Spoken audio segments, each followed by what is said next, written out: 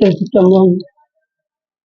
கைத்தல நீருகனி அப்பம் ஓடவள் ஒரு கப்பிய கரிமோகன் அடைந்தே கற்றிடும் அடி அவர் புத்தியில் உறைபவர் கற்பகமனவினை அடிதேரும் தம்மதியமும் வைத்திடும் அரண் மகன் மற்பொரு தீரல் பூயமலையானை மத்தள வைரனை உத்தமி புதல்வனை மட்டவில் மலர் கொடு பணிவேனே உத்தமிழ் அடைவினை முற்படுகிறதன் முற்பட எழுதியோனே முப்புறம் எரிசிராட்சிவன் ஒரு ரதம் வச்சது பொடி செய்த அதிதீரா துயரது கொடு சுப்பி ரமணி கொடு அப்போ நமதனிடை ஆகி அக்குற மகளுடன் அச்சிறு முருகனை அக்கணமனவர் பெருமா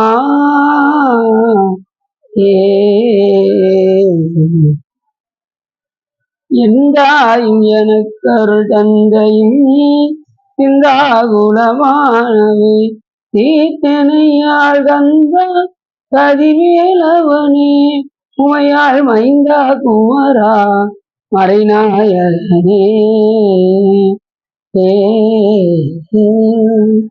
பொலிவோன் படித்த புகழியர்கோன் கடல் போற்றி ஆளுமிசை கல்விதத்தில் அணிந்தவரான் அது போற்றி வாய்க திருநாவலூர் வந்தண்டர் உதம் போற்றி ஒளிவழி திருவாத ஒரு திருத்தாள் போற்றி சிற்றம்பலம். எல்லாம் வல்ல சிவகாமி அம்பாளுடன் ஆகிய வைத்தியநாத சுவாமியுடைய பெரும் கருணையினாலே நாம் இன்று சிவதர்மத்தில் சிவதர்மவியல் பற்றி பேசுவதற்கு திருவருளும் குருவருளும் அடியாரர்களும் பெற்றீர்கள்.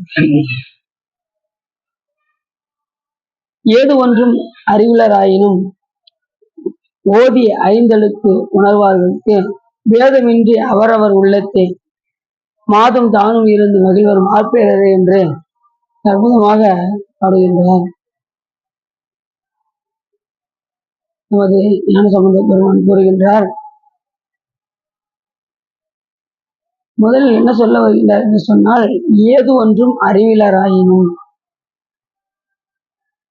நமக்கு சிவ ஆகமங்களை பற்றி சிவ தர்மங்களை பற்றி அதை பற்றி அறிய வாய்ப்பில்லாதவர்கள், அதை பற்றி தெரியாதவர்கள், அதை பற்றி உணராதவர்களும் கூட ஐந்தெழுத்தை உண்மையான அன்போடு ஓதி உணர்ந்தவர்களாயின் சாதாரண ஐந்தெழுத்தை யாரும் சொல்ல முடியாது. நமச்சிவாயன்னு நாவில யாரும் சாதாரணமா என்ன செய்ய முடியாது, சொல்ல முடியாது. இறைவன் அருள் இல்லாம யாரும் அந்த ஐந்தெழுத்தை நாவில் நவிற்ற முடியாது. இறைவன் அருள் இருந்தால் மட்டுமே ஐந்தெழுத்தை ஓத முடியும். அது எப்பொழுதெல்லாம் சொல்ல வேண்டும், எப்படியெல்லாம் சொல்ல வேண்டும் என்றும் ஞானசம்பந்த பெருமானே சொல்கின்றார். துஞ்சலும் துஞ்சல் இல்லாத போதிலும் நெஞ்சகம் நைந்து நினைவும் நாள் தரும். நம்ம உறங்கினாலும் உறங்கி எதிர்த்தாலும் சொல்லிக்கிட்டே இருக்கணும். இப்ப நீங்க இரவு உறங்க போகுது சொல்லிட்டு உறங்கினீங்கன்னு வச்சுக்கோங்க, உள்ளுக்குள்ள நீங்க உறங்கிடுவீங்க, அது உள்ளுக்குள்ள சொல்லிக்கிட்டே இருக்கும், ஜெயன்னு சொல்லிக்கிட்டே இருக்கும். இப்படி ட்ரைனிங் கொடுத்துட்டோம்னா திடீர்னு தடி கொடுக்குறீங்கன்னு வச்சுக்கோங்க, என்ன வரும், நமச்சிவாயம் வரும். ஏற்கனவே உள்ள ஓடிக்கிட்டு இருக்கிறது வெளியில வரும். அப்படி பழகலைன்னா திடீர்னு தடிக்கு வந்தா என்ன ஐயோன்னு வந்துடும். அப்படி இல்லாமல் அவன் ஐதத்தை அதுவும் ஓதி உணர வேண்டும். இதன்மீது வருவாங்க, இப்பதான் இதன்மீது வருவாங்க. நீ லீவா அப்படியே ஓதி ஐந்தெழுத்தை உணர வேண்டும். அது ஓதுதல்னாரு. காதலாகி கசிந்து கண்ணீர் வழங்கி ஓதுவாதவை நன்னறி குவிப்பது. இப்பதான் ஐந்தெழுத்தை ஓதணும் அப்படின்னு. ஐந்தெழுத்து நாமமாகவும் வரும், மந்திரமாகவும் வரும். நாமத்தை சத்தம் போட்டு சொல்லலாம், மந்திரத்தை உள் வாங்கி சொல்லலாம். அதிலும் பார்த்தீங்கன்னா ஐந்தெழுத்தை ஓதி உணர்ந்து அறிவோடு அறிவாக கலந்து சொல்லணும். இப்ப வெளியில நமச்சிவாயன்னு சொல்றது வேற, வாய் அசைச்சு உள்ளுக்குள்ள சொல்றது வேற, அதே இது நீங்க மனதால நினைக்கிறது வேற, அதே இது அதையும் தாண்டி அறிவோடு அறிவாக கணிப்பது வேற. மந்தம், அடுத்து வாயினால சொல்றது உரை, வெளியில சொல்றது மந்தம், உள்ள சொல்றது உரை, அப்புறம் மனதனால் சொல்வது மானதம், அறிவினால் சொல்வது சுத்தமானதம். இப்படி 4 வகையாக நாம் என்ன செய்யலாம் சொல்லலாம். அப்படி ஐந்தெழுத்தை அதுவும் ஓதி உணரணும் அப்படின்னு சொல்லி ஞானசம்பந்த பகவான் சொல்றாரு. அப்படின்னா ஓதி உணர்வார்களுக்கு எதை ஐந்தெழுத்தை ஓதி உணர்வார்களுக்கு இந்த ஐந்தெழுத்து என்னென்னலாம் செய்யும் அப்படின்னு பார்த்தா அது என்ன செய்யும்? எப்பேற்பட்ட ஞானிகளையும் கூட ஊனில் உயிர்ப்பை ஒடுக்கி உன் சுடர் ஞான விளக்கினை ஏற்றி நன்புலத்து ஏனை வழி திறந்து ஏத்துவார்க்கு இடரான கெடுப்பன் அஞ்செழுத்துமே. அஞ்செழுத்து எல்லாம் செய்யும். ஞானிகளை கூட என்ன செய்யும்? தவம் ஏற்ற வைக்கும். வேற என்ன செய்யும் அப்படின்னாரு, நல்லவர் தீயவர் எனாது நச்சினர் செல்லல் கட சிவமுக்தி காட்டுவார். சிவமுக்தியை காட்டும் அஞ்செழுத்து. சிவமுக்தி கொல்ல நமந்தவர் கொண்டு போகும் இடத்து அல்லல் கெடுப்பன் அஞ்செழுத்து. தெரியாம எவன் கொண்டுட்டு போயிட்டா கூட நீ அஞ்செழுத்து சொன்னா என்ன செய்யும்? ஐந்தெழுத்து சொல்லுபவர்களை அது விட்டு வரும். எமது பயந்து என்ன பண்ணுவாங்க? தெரியாம கொண்டு வந்துட்டோம்னு சொல்லி மன்னிப்பு கேட்டு விட்டுட்டு போவாங்க. இந்த மாதிரி ஒரு இது நினைச்சாங்க. ஐந்தெழுத்து அவ்வளவு முக்கியமானது. அதனால இந்த இடத்துல ஓதி ஐந்தெழுத்து உணர்வார்களுக்கு ஐந்தெழுத்து சொல்லுவது பெருசு கிடையாது, அதை உணர்ந்து சொல்லணும், அதுதான் முக்கியம். ஐந்தெழுத்து என்னென்னலாம் செய்யும்? கொள்வாரேனும் குணம்பல நன்மைகள் இல்லாரேனும் இயம்புவாராயின் எல்லா தீங்கையும் அது மன்னிக்கும். அடுத்து தப்பு செய்யாம பார்த்துக்கணும். யமதூதரே பயப்படக்கூடிய ஒரு மந்திரம் எதுன்னா இந்த அஞ்செழுத்து மந்திரம். யமதூதரும் அஞ்சுவர் இன்சொல்லால் நயம் ஓத வல்லார் தவை நன்னினால் நியமம் தான் நினைவார்க்கு இனியா நெற்றி நயன நாமும் எல்லா நிலையிலும் நீ அஞ்சலுக்கு என்ன செய்யலாம்? சொல்லி சொல்லி சொல்லி சொல்லி சொல்லி பழகிக்கொண்டே இருந்தால் அது தடுக்கி விழுந்தாலும் அந்த நாமும் நமக்குள் இருந்து வரும். இல்லைன்னா வருவதற்கான வாய்ப்பு இல்லை. மறந்து கூட நம்ம என்ன செய்யக்கூடாது? வேற எதையும் சிந்திக்காமல் ஐந்தெழுத்தை ஓதிக்கொண்டே துஞ்சலும் துஞ்சல் இல்லாத போதிலும் நெஞ்சகம் நைந்து நினைவின் நாள்தோறும். நினைவின் நாள்தோறும் அப்படின்னா தினசரின்னு அர்த்தம். இப்ப நாள் மலர் வன்னிக்கொன்றை நதி சூடி என் உலகமே புகுந்து அதனால்னா என்ன அர்த்தம்? நாள்தோறும் மலரை பறிச்சு சாமிக்கு கொடுக்கணும்னு அர்த்தம். நாள் மலர் வன்னிக்கொன்றைன்னா அதான் அர்த்தம். நித்தலும் வன்னியும் கொன்ற சாமிக்குரிய எல்லா மலர்களையும் பறித்து இறைவனுக்கு நாம் சாத்த வேண்டும். நான் போன வாரம் கூட பூ பறிச்சு கொடுத்தேங்க, இந்த பூ பறிக்க நினைக்கிறேங்க அப்படிலாம் கிடையாது. தினசரி பூ பறிக்கணும், தினசரி பூ கட்டணும், தினசரி சாமிக்கு கொடுக்கணும். இப்படிங்கிற எண்ணத்தோடையே நாம் என்ன செய்யணும்? காலைல எந்திரிச்சதுமே ஐந்தெழுத்து சொல்லிதான் எந்திரிக்கவே செய்யணும். அதுக்காக தான் சாமி ஐந்தெழுத்து வரல எல்லாம் வச்சிருக்காரா? அப்ப அதை பார்த்தாவது நம்ம என்ன செய்யணும்னா எழுந்ததும் இப்படி கண்ணை இப்படி இப்படி வைப்போம். அதுக்கு அப்படி கண்ணை இப்படி எடுத்து இப்படி நல்லா தொடச்சி பார்ப்போம். எங்க என்ன செய்யறோம் ஏது செய்யறோம்னு பார்ப்போம். நம்ம வீட்டுல தான் இருக்கோமா, நம்ம மாமா வீட்டுல இருக்கோமா, நம்ம அத்தை வீட்டுல இருக்கோமா, நம்ம சித்தப்பா வீட்டுல இருக்கோமான்னு எப்போ பார்ப்போம்? எந்திரிச்சதுக்கு அப்புறம் பார்ப்போம். திடீர்னு இப்ப வெளியூருக்கு போயிருந்தோம்னா எங்கேயாவது மண்டபத்துல இருக்கிறது நமக்கு தெரியும். எந்திரிச்சு அதுவும் பார்த்தீங்கன்னா ஒரு உடனே தெரியாதான். எத்தனையோ மில்லிமீட்டர் நேரத்துல தான் நம்மளோட உணர்வே வருமா. அது வரைக்கும் நமக்கு உணர்வு வராதான். ஏன்னா சாமி 36 கருவி மறுபடியும் கொடுக்கணும்ல. ஒரு கருவி மட்டும் வச்சுட்டு பிராணாவை மட்டும் வச்சுட்டு மற்ற எல்லாத்தையும் சாமி எடுத்துருவாரு உறங்கும் போது. அதுக்கப்புறம் மற்ற கருவிகளெல்லாம் பொருத்தி உங்களுக்கு உணர்வு உண்டாக்குறதுக்கு எத்தனையோ செகண்ட்ஸ் ஆகும். அதுக்கப்புறம் தான் உங்களுக்கு உணர்வு வரும். ஓ நம்ம இங்க இருக்கோம் அப்படின்னு தெரிஞ்சு அதுக்கப்புறம் நீங்க என்ன செய்வீங்க? தெரிஞ்சு உங்க வேலைகள் எல்லாம் பார்க்க போவீங்க. அப்படி இந்த ஐந்தெழுத்து என்ன செய்யும் அப்படின்னா எல்லாவற்றையும் செய்யும். இறைவன் மேல் பக்தியை முதல்ல உண்டாக்கும். ஐந்தெழுத்து என்ன செய்யும்? பக்தி. நரகம் போக விடாம தடுக்கும். நரகம் இயல்புக நாடினும் இது வரைக்கும் இவன் நன்மையே செய்யல, இவனுக்கு 7 ஜென்மத்துக்கு இவனுக்கு நரகம் தான் போய் தூக்கி போட்டாலும் ஐந்தெழுத்தை சொல்வானா நாயின் அவன் என்ன செய்யும் என்று சொன்னால் அந்த நரகத்தில் இருந்து விடுபடச் செய்யும் ஐந்தெழுத்து. நரகம் இயல்புக நாடினர் ஆயினும் குறைசை வாயினர் ஆயிடின் உறுத்தினர் விரவியே புகுவித்திடும் என்பதால் பரதன்னாமும் நமச்சிவாயும். எல்லாவற்றுக்கும் மேலாக கண்ணனே என்ன செய்யறாராம்? அஞ்செழுத்தை தான் சொல்லிக்கிட்டு இருக்காங்க. எல்லா அருளாளருமே சொல்றாங்க. கார்வன நான்முகன் காணுதற்கொன்னா சீர்வனச் சேவடி செவ்வி நாள்தோறும் பேர்வனம் பேசி பிதற்றும் பித்தர்களுக்கு ஆர்வனம் ஆவன அஞ்செழுத்து. பிரம்ம விஷ்ணுங்களே அதைத்தான் சொல்லிக்கிட்டு இருக்காங்க. புத்தன் சவன் கழுக்கையர் பொய்கொள்ளா சித்தத்தவர்கள் தெளிந்து தேறினர் பித்தகை நீர் அணிவார் வினைப்பகைக்கு அத்திரமாவன அஞ்செழுத்துமே. வினைப்பகை வெல்வதற்கான அஸ்திரம் எது அப்படின்னா ஐந்தெழுத்து தான் அஸ்திரம். அஞ்செழுத்து சொன்னா நம்ம வினையிலிருந்து வெல்லலாம். ரெண்டாவது, நமக்கு இறை சிந்தனை அதிகமாக வர வேண்டும் என்றால் அதிகமாக ஐந்தெழுத்தை நாம் நினைத்தால் உலக சிந்தனை நமக்கு மாறும். இல்லைன்னா மாறுவதற்கான வாய்ப்பு இல்லை. அதனாலதான் இந்த உலக மாயை போவதற்கு பதிவிதி என்னும் ஐந்தெழுத்து அப்படின்னாரு. அந்த ஐந்தெழுத்தை குருநாதர் என்ன உபதேசம் செய்தாரோ அந்த உபதேசம் செய்த அளவிலேயே நாம் உணர்ந்து நாம் சொல்லுவோமானால் நமக்கு இந்த உலக பந்தத்திலிருந்து நாம் விடுபடலாம். உலகம் வந்து நம்ம ரொம்ப தொட்டி நிக்கா, காம ஆசைகள் ரொம்ப இருக்கா, இந்த உலகத்தின் மேல ரொம்ப விருப்பம் இருக்கா, இதுல இருந்து நம்ம மாறுவதற்கு என்ன செய்யணும் அப்படின்னா, ஐந்தெழுத்தை குருநாதர் சொன்ன உபதேச மந்திரமாகிய ஐந்தெழுத்தை ஒவ்வொருத்தருக்கும் ஒவ்வொரு விதமான மந்திரம் கொடுத்துருக்காங்க. அந்த மந்திரத்தை எந்த நேரம் அதிகமாக சிந்திக்க ஆரம்பித்தால் நமக்கு உலகமாகி நம்மை விட்டு நீங்கும். இல்லை என்றால் நீங்குவதற்கான வாய்ப்பு இல்லை. அதனால எல்லாரும் பதி விதி என்னும் அஞ்செழுத்து அப்படின்னா அந்த ஐந்தெழுத்தை விதிப்படி உச்சரிக்க வேண்டும் அப்படின்னு. இப்ப நீங்க என்ன சொல்லுவீங்க? இப்ப தீட்சை எடுக்காதவங்க என்ன சொல்லுவீங்க? இச்சு சேர்த்து சொல்லணும், நமச்சிவாய அப்படின்னு சொல்லி சொல்லணும். தீட்சை எடுத்தவங்களுக்கு குருநாதர் சொல்லியிருப்பாங்க மந்திரம், அவங்க என்ன சொல்லியிருக்காங்களோ அந்த மந்திரத்தை அவங்க சொல்லுவாங்க. சில பேர் பார்த்தீங்கன்னா ஓம் நான் எக்ஸ்ட்ரா நான் சேர்த்துக்கிட்டுமாங்க அப்படிங்கிறாங்க. குருநாதர் சொன்னதுக்கு கொஞ்சம் கூட நம்ம என்ன செய்யக்கூடாது, மாற்றி சொல்லக்கூடாது. ரெண்டாவது, மற்றவர்கள் குரு உபதேசம் இல்லாதவர்கள் நீங்க என்ன செய்யலாம், நீ ஓம் நமச்சிவாய சொல்லிக்கலாம், வெறும் நமச்சிவாயன்னு சொல்லிக்கலாம், நீ என்ன வேணாலும் பண்ணிக்கலாம். ஆனா குருநாதர் சொன்னதுக்கு அப்புறம் நாம எக்ஸ்ட்ரா என்ன செய்யக்கூடாது, மந்திரங்கள்ல எதையும் சேர்க்கக்கூடாது.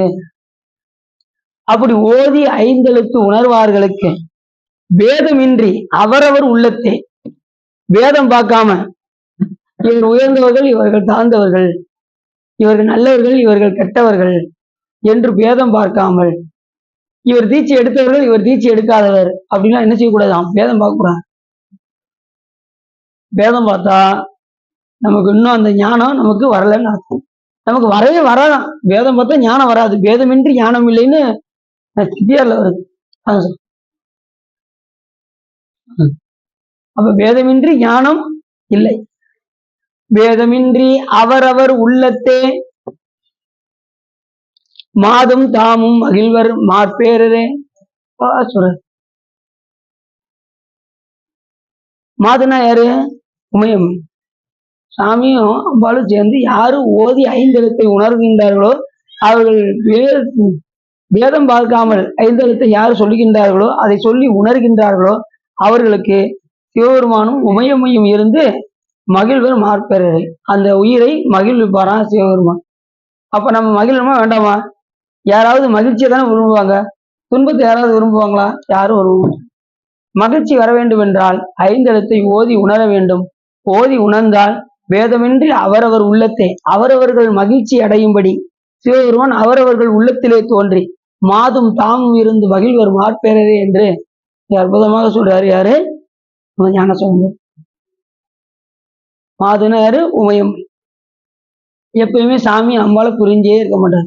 எப்பயுமே ரெண்டு பேரும் சேர்ந்தே தான் இருப்பாங்க. அதனால உலகத்தில் உள்ள மக்களும் கணவன் மனைவியோட சேர்ந்தே இருக்கணும். ஏதாவது ஒண்ணு சொல்லிட்டா உடனே என்ன செஞ்சுறாங்க, ஒரு பேப்பரை மட்டும் இங்க பாரு, இங்க புரியுதா புரியுதா புரியுது ஒரு பேப்பரை கட்டியே என்ன செய்வாங்க, கணவர் ரொம்ப விரட்டி வைப்பாங்க. நீ ஏதாவது ரொம்ப சொன்னேன்னா நான் டைவர்ஸ்க்கு ரெடியா இருக்கேன் அப்படிங்கும்போது அவரு என்ன செய்ய, ஆக வேண்டாமா வேண்டாமா அப்படின்னு சொல்லி இருக்கிறதாவே சரி கட்டியே வாழ்ந்து ஆகட்டும், வேற வழி கிடையாது. அது அந்த மாதிரி என்ன செய்யணும். இப்ப கணவருக்கு தான் பிரச்சனை, மனைவிக்கு பிரச்சனை. மனைவி எப்படினாலும் வாழ்ந்துரும், கணவருக்கு தான் பிரச்சனை. ஏன்னா பொங்கி போடணும்ல. மனைவி எப்படினாலும் பொங்கிக்கிட்டு செஞ்சுக்கிட்டு வேலைக்கு போயிட்டு கூட வந்து இருக்கிறத சாப்பிட்டு இருந்துக்கிடுவோம். அந்த கணவனால தனியா இருக்கவே முடியாது. மனைவி இல்லைன்னா இறந்த பிணத்துக்கு சமம் சொல்லுவாங்க. மனைவி இல்லைன்னா இறந்த பிணம் அப்படின்னு பழமொழியே இருக்கு. அதனால எது ஒன்னாலும் நம்ம ஆளுகளை என்ன செய்வாங்க. இப்ப அதுலயும் சென்னையில பாத்தீங்கன்னா முக்கால் வாசி டைவர்ஸ். கல்யாணம் மாசம் முடிக்க வேண்டியது மறு மாசம் டைவர்ஸ் பேப்பர் எடுத்து கையில வச்சுக்கோங்க. எல்லாம் அதாவது சின்ன சின்ன விஷயத்துக்கெல்லாம் கோவப்படுறது, அதாவது ஒருத்தர் ஒருத்தருக்கு புரிந்து கொள்ளாத தன்மை, புரிந்து கொள்ளக்கூடிய தன்மை இல்லைன்னா எப்படி வாழ முடியும் சொல்லுங்க. எதுனாலும் சகிச்சுப்போம். எதுனாலும் நம்ம வாழ்ற வாழ்க்கையில எந்த ஒரு விஷயமாக இருந்தாலும் அதை பொறுத்து கொண்டு, நமக்கு வாழ்க்கை இதுதான் ஆயிப்போச்சு, அதை நாம என்ன செய்யணும், பொறுத்து கொண்டுதான் போகணும், வேற வழியே கிடையாது. அப்படி மாதும் தாமும் இருந்து மகிழ்வர் மாற்பெரு என்று நீ அற்புதமாக யார் சொல்றா, நமது சமூக பெருமான் கூறுகின்றார்.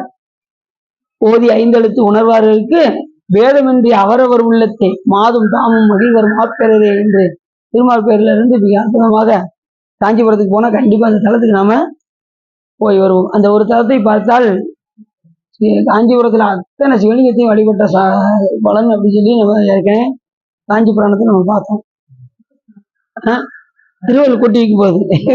திருவள்ளுவர் கூட்டிக்கு இவோட ரெடி, நீங்க உடனே கிளம்பணும்ல. இப்பதான் நாங்க திருவாரூருக்கே போயிட்டு வந்துருக்கோம். அடுத்து மலைப்பாடி உபகார பணி இருக்கு,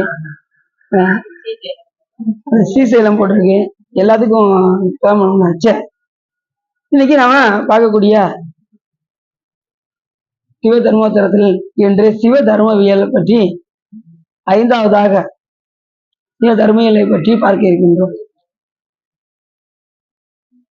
அகத்தியனே, உள்ளத்தில் உயிர்க்கு இல்லாதாரும் தல வலிவுக்கு என்னை அடிமையாக கொண்ட சிவனது சிவலோகத்தில் சென்று பெரும் மகிழ்ச்சியோடு இருக்கும் வண்ணம் சிவன் அருளி செய்த சிவ தர்மம் எல்லாம் உனக்கு நான் என்ன செய்ய போறேன் சொல்கின்றேன் அப்படின்னு முருகப்பெருமான் யார்கிட்ட சொல்றாரு?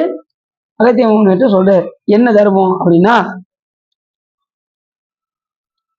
கண்டவருக்கு அதிசயம் விளைவிப்பானாய் நின்வலனாகி இருக்கக்கூடிய சிவபெருமான் அருளி செய்த அறங்கள் பலவுல, அவற்றில் கொல்லாமை முதலிய சிவ தர்மங்களை பற்றி, உனக்கு எல்லா தர்மத்துக்கும் மேலாக செய்தவனை பற்றி, நிற்குண கற்பின் தன்மையோடு பொருந்தி சிவன் அருளினால் பல வகையான பலனை விரும்புகிறவருக்கு விரும்பினவற்றை கொடுக்கும்.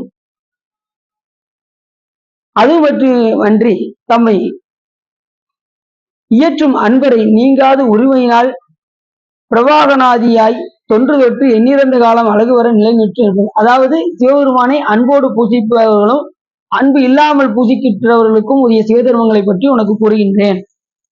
பார்த்தீங்கன்னா, பலன் கருதி செய்கின்றவர்களையும் பலன் கருதாமல் செய்கின்ற அறங்களை பற்றி நான் உனக்கு கூறுகின்றேன் என்று முருகப்பெருமான் யார்கிட்ட சொல்றாரு? அகத்தியம்மன்கிட்ட சொல்றாரு.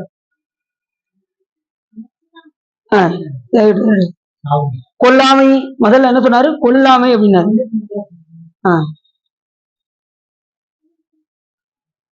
வைத்தியநாதா சரியா சொல்றாரு. கொல்லாமை, பொறை, மெய்மொழி, பிறர்க்கரிய நாணமாகிய பழிபாவத்துக்கு அஞ்சுதலும், புண்ணியத்தில் மிகுந்த ஆர்வமும், புண்ணியம் செய்யறதுல மிகுந்த ஆர்வமும், உள்ளம் முதலியவற்றை ஒடுக்கும் அடக்கமுடைமையும் கொடையும், யாவரும் வியந்து சொல்லும் சிவ அர்ச்சனையும், ஊனிறந்த சரீரத்தை வெறுத்து செய்யும் தவமும், இந்த உடம்பு கொண்ட பற்றி விடுவதும், சதாசிவ விக்கிரகங்களை விரும்பிய தியானமும் ஆக தர்மங்கள் 10. சிவ தர்மங்கள் எத்தனையா? 10. இந்த 10 தர்மங்களையும் கடைபிடித்தாதான் சிவபெருமானுக்கு நம்ம உண்மையான அன்புடையவர்களாக ஆகும். அதை மட்டும் மறந்துடாங்க. அதனாலதான் இது யாரு சொல்றா? முருகப்பெருமான் சொல்றாரு. ஆகமத்துல சுவாமி எழுதி வச்சத நமக்கு நூலாக வந்திருக்கு. இப்ப முதல்ல ஒரு 2-3 இதுல நம்ம அவுட் ஆயிடுவோம். மெய்மொழி கூறுதல், உண்மையை பேசணும். யாராவது வாய்மை விடப்படுவது யாரையும் தீமை இல்லாத சொல்ல. முதல்ல எதுவுமே காலில் எதிச்சது சொல்ற பொய் இரவு வரைக்கும் எத்தனை பொய். சில பேர் பார்த்தீங்கன்னா சமையல் வீட்டுல போன் போடுவாங்க, சமையல் ரெடி ஆயிடுச்சாமாங்க. சமையல் ரெடி ஆகி 2 மணி நேரம் ஆச்சுமாங்க. வீட்டுக்கு அப்பதான் உடையவே வச்சிருப்பாங்க. அதாவது நான் சும்மா ஒரு விளையாட்டுக்கு சொல்ல வந்தேன் அப்படின்ட்டு செய்வாங்க. அவருக்கு கடுப்போட வருவார். வீட்டுக்கு வரும்போதே மசியோட கடுப்போட வருவார். இதெல்லாம் அதுலயும் பாத்தீங்கன்னா செல்போன் சொல்ற பொய் இருக்கு பாருங்க, அதெல்லாம் ரொம்ப ஓவரா இருக்கும். மதுரைக்கு தான் இருப்பாரு, ஆனா எங்க இருக்கேன் பாரு, திருநெல்வேலியில இருக்கேன் அப்படின்பாரு. அவர் என்ன சொல்லுவாரு? அவர் பக்கத்து ஊர்ல தான் இருப்பாரு. அவர் என்ன, நான் டெல்லியில இருக்கேன் அப்படின்பாரு. 2 பேரும் ஆட்டோமேட்டிக்கா பாத்தீங்கன்னா இங்க இப்ப செல்போன் வந்ததுல இருந்து பொய்கள்லாம் ரொம்ப ஆயிடுச்சு. நிறைய அளந்து விடுறது. அது உலக மக்களுக்கு, நம்ம அடியாருக்கெல்லாம் செய்ய மாட்டீங்க. என்ன சொல்ற பொதுவான கருத்து, அடியாருக்கே என்ன ஆயிருது, சில நேரம் வந்துருது, பொய் சொல்ல வேண்டிய சூழ்நிலைகள்லாம் வந்துருது. அது எப்ப பயன்படுத்தணும்னு வள்ளுவர் சொல்றாரு, பொய்மையும் வாய்மையிடத்த புரை தீர்ந்த நன்மை பயக்கும் என. எப்ப பொய் சொல்லணும்? ஒரு நன்மை. இப்ப சிவாலயத்துக்கு வரும்போது ஏதாவது ஒரு தடை ஏற்பட்டதுன்னு வச்சுக்கோங்க, நம்ம அவங்ககிட்ட என்ன சொல்லணும்? நான் அந்த பக்கத்துல ஒரு இடத்துக்கு போயிட்டு ஒரு ஆளை பார்த்துட்டு வரேன் அப்படின்னு சொல்லிட்டு நேரம் எங்க வந்துடணும்? கோயிலுக்கு. அந்த மாதிரி நேரத்துல போய் சொல்லலாம். ஒருத்தர் வெட்ட வரேன்னு வச்சுக்கோங்க, என்னை எப்படியாவது காப்பாத்தியா, இங்க நான் ஒழிஞ்சுக்கிறேன் அப்படின்ற போது நான் உண்மையே பேசுவேன், நான் ஒழித்து கொண்டிருக்கின்றான் அப்படின்னு வச்சுக்கோங்க. அது உண்மையாது. அதான் எந்த இடத்துல பொய்மையும் வாய்மையிடத்த முறை தீர்ந்த நன்மையும் பார்த்து சொல்லணும். அதுலயும் நமக்கு உலக அறங்கள் வேற, சிவ அறங்கள் வேற. சிவ நல்வினைக்காக உலக அறங்களை எல்லாம் தூக்கி எறிஞ்சிடலாம். நமக்கு நாயன்மார்கள்லாம் அப்படிதான் வாழ்ந்துருக்காங்க.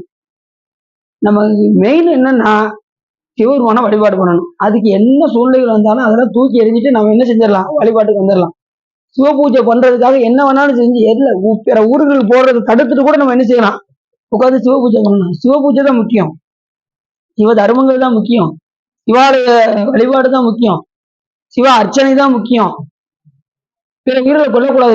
எடுத்து சொன்னாரு கொல்லாமை அப்படின்னாரு. எல்லாம் எத்தனை 90% என்ன நடந்துகிட்டு இருக்கு, உள்ள கொள்ளுதல் தான் நடந்துகிட்டு இருக்கு, கொல்லாமையே காணும்.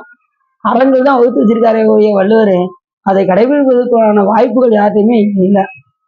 நமக்கு முதல்ல அதுவும் சமணர்கள் என்ன பண்ணாங்க, கொல்லாவி நெறியை கடைபிடிச்சிக்கிட்டு அப்பசாமிகளுக்கு சாப்பாட்டுல நஞ்சை கொடுத்தாங்க. பல்லு விளக்க மாட்டாங்க, என்னன்னா ஈறு இறந்து போயிருன்னு சொல்லி பல்லு விளக்க மாட்டாங்களாம். எதுக்குப்பா அப்படின்னா பல்லுல நுண்ணீர் இறந்துரும், அதனால நாங்க பல்லு விளக்குறது இல்லை. அப்படிப்பட்ட சமணர்களே என்ன பண்ணாங்க, கல்லை கட்டி கடல்ல தூக்கி எறிஞ்சாங்க அப்பசாமிகள். அப்படி செய்யலாமா? செங்கச்சூளையில கொண்டு போய் 7 நாள் வச்சாங்க, செய்யலாமா? செய்யக்கூடாது. கொல்லாமை நெறி கடைபிடிக்கின்றவர்கள் இந்த மாதிரி செய்யக்கூடாது. ஆனா செஞ்சாங்க. ஆனா அதுக்குரிய தண்டனையும் அவர்கள் அணிவித்தார்கள். ஞானசம்பந்த பெருமான வலிய கூப்பிட்டு வாதத்தை கூப்பிட்டாங்க, அனல்வாதம் புனர்வாதம் நடத்தினார்கள். என்னன்னா ஞானசம்பந்த பெருமான் எதுவுமே சொல்லல, கேள்வி கேட்டதும் அவர்களே, பதில் கூறியவரும் அவர்களே. எங்க கூட அனல்வாதத்துக்கு வாங்கினாரு. ஞானசம்பந்த பெருமான் எல்லாம் சிவபெருமான் திருவருள்னாரு. அவங்க எழுதி போட்டாங்க. இவரும் அந்த போகமாத்த பூன்மலையால் தன்னோடும் பொன்னகலும் ஆகமாத்த பைங்கள் வெள்ளையற்றல் பழமேட்டி ஆகமாத்த நம்பெருமான் மேயது நல்லாருன்னு எழுதி போட்டாரு. அப்படியே எரியாம அப்படி பச்சையா இருந்தது. அதாவது பச்சை பதிகம்னு பேரு, திருநள்ளாற்று பதிகம். அவங்க வந்து எரிஞ்சு சாம்பலாயிருச்சு. அவங்க அஸ்தி நாஸ்தி அஸ்தி நாஸ்தி அஸ்தி நாஸ்தி, ஏதாவது பொருள் இருக்கா, ஒண்ணு கடவுள் இருக்குன்னு சொல்லணும், இல்லைன்னு சொல்லணும். இருக்காரு இல்ல, கடவுள் இருக்காரு இல்ல, கடவுள் இருக்காரு இல்ல, அப்படி எழுதி போட்டாங்க. அத்தனையும் தெரிஞ்சிருச்சு. சரி, இதுல நீங்க ஜெயிச்சிட்டீங்க, எங்க கூட புனர்வாதத்துக்கு வாங்க, புனர்வாதத்துல ஜெயிச்சீங்கன்னா நீங்க சொல்றதை நாங்க கேட்கோம், இல்ல நீங்க இந்த ஊரை விட்டு ஓடிடணும் அப்படின்லாம் சொன்னாங்க. எல்லாம் சிவபெருமான் திருவருள்னாரு. உடனே அவங்க தண்ணீர் எழுதி போட்டாங்க, மூழ்கிருச்சு. ஞானசம்பந்த பெருமான் வாழ்க அந்தனர் வானவர் ஆணினம் வீழ்க தன் புனர் வேந்தனும் ஓங்குக ஆழ்க தீயதெல்லாம் அரண் நாமமே சூழ்க வையகமும் தூய தீர்க்கவே அப்படின்னு சொல்லி பதிவு எழுதி போட்டாரு. அது ஒண்ணுதான் ஞானசம்பந்த பெருமான் கைப்பட எழுதுனது. மற்ற எல்லாமே யாரு எழுதுனது, அவங்க மாமா கூடயே வந்தாங்க, சம்பந்த கருணாலயம். ஞானசம்பந்த பெருமான் எழுத ஏட்ட காமிச்சாங்க பார்த்தீங்களா, தோடு சிவன் பாட்டேன், அந்த ஏட காமிச்சாங்க பார்த்தீங்களா, ஆமரத்துல அது இருந்தது. அப்படிப்பட்ட தனிச்சிறக்கூடியது. அனல்வாதம் புனர்வாதத்துக்கு யாரு கூப்பிட்டா, அவர்களே கூப்பிட்டு அவர்களே என்ன பண்ணிட்டாங்க, இத்தனைக்கும் எல்லாம் முடிஞ்சதுக்கு அப்புறம் சமண இது திருநீட்டை பூசி நின்றச்சி நெடுமாறனாக ஆக்கினார் ஞானசம்பந்த பெருமான். அதுக்கப்புறம் என்ன பண்ணாரு, எல்லாத்தையும் அவர் ஜெயிச்சுட்டாரு. நீ வழக்கம் போல கழுகு மரத்துல ஏறுங்கன்ட்டாரு. அப்ப ஞானசம்பந்த பெருமான் தடுக்கல. என்ன காரணம் அப்படின்னா, அப்படி அவர் தடுத்திருந்தான்னு வச்சுக்கோங்களேன், அவங்க மறுபடியும் நரகத்துக்கு போயிருப்பாங்க. யாரு, அந்த 8000 சமணர்களும். ஏன்னா அடியார்களுக்கு மடத்துல தீ வைத்த காரணத்தினால் அவர்களுடைய தண்டனை ரொம்ப பன்மடங்கு. அதை ஞானசம்பந்த பெருமான் அருளினால் குறைத்தார். அதனால 8000 சமணர்களும் கழுகு மரத்துல ஏறினா அந்த நிமிஷத்தோட அவங்க வேதனை ஒரு நிமிஷம் வேதனையோட போயிடும். இல்ல அப்படின்னா அவங்க எத்தனை ஜென்மம் எடுத்தாலும் அந்த பாவம் போகவே போகாது. அத்தனை பேரும் நரகத்துல கிடந்து துன்பப்படுவார்கள் என்ற காரணத்தினால், அவர்களும் ஒரு உயிர்தான் என்ற காரணத்தினால் ஞானசம்பந்த பெருமான் அவர்களை மன்னித்து இந்த தண்டனையை அவர்கள் ஏற்றுக்கொள்ளட்டும் என்று அவர் ஒண்ணுமே சொல்லல. ஞானசம்பந்த பெருமான் 8000 பேர் சமண யோகத்துல இருந்து அங்க இது அந்த மலை இருக்கு, அது யானை மலையா, என்ன மலை, மதுரையில சமணர்கள் இருந்து மலை இருக்கு. அவங்க அத்தனை பேர் 8000 சமணர்களும் கழுகு மலை இருக்காங்க. மொத்தம் அங்க 8 வகையான மலை இருக்கு, நாகமலை, யானமலை, இந்த சமணர்கள் இருந்த மலை. இப்படி நம்ம ஏற்கனவே நம்ம 64 திருவிளையாடல் நடந்து பேசும்போது நம்ம சொல்லியிருக்கோம்.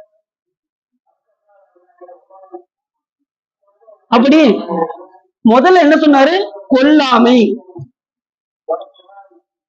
புலால் உண்ணக்கூடாது அப்படின்னு எத்தனை அறங்கள் சொன்னாலும் உண்ணணும்னா நரக தூதர்கள்லாம் வந்து என்ன செய்வாங்கன்னா, யம தூதர்கள்லாம் வந்து மல்லாக்க தள்ளி, சும்மா இப்படிலாம் மல்லாக்க தள்ளி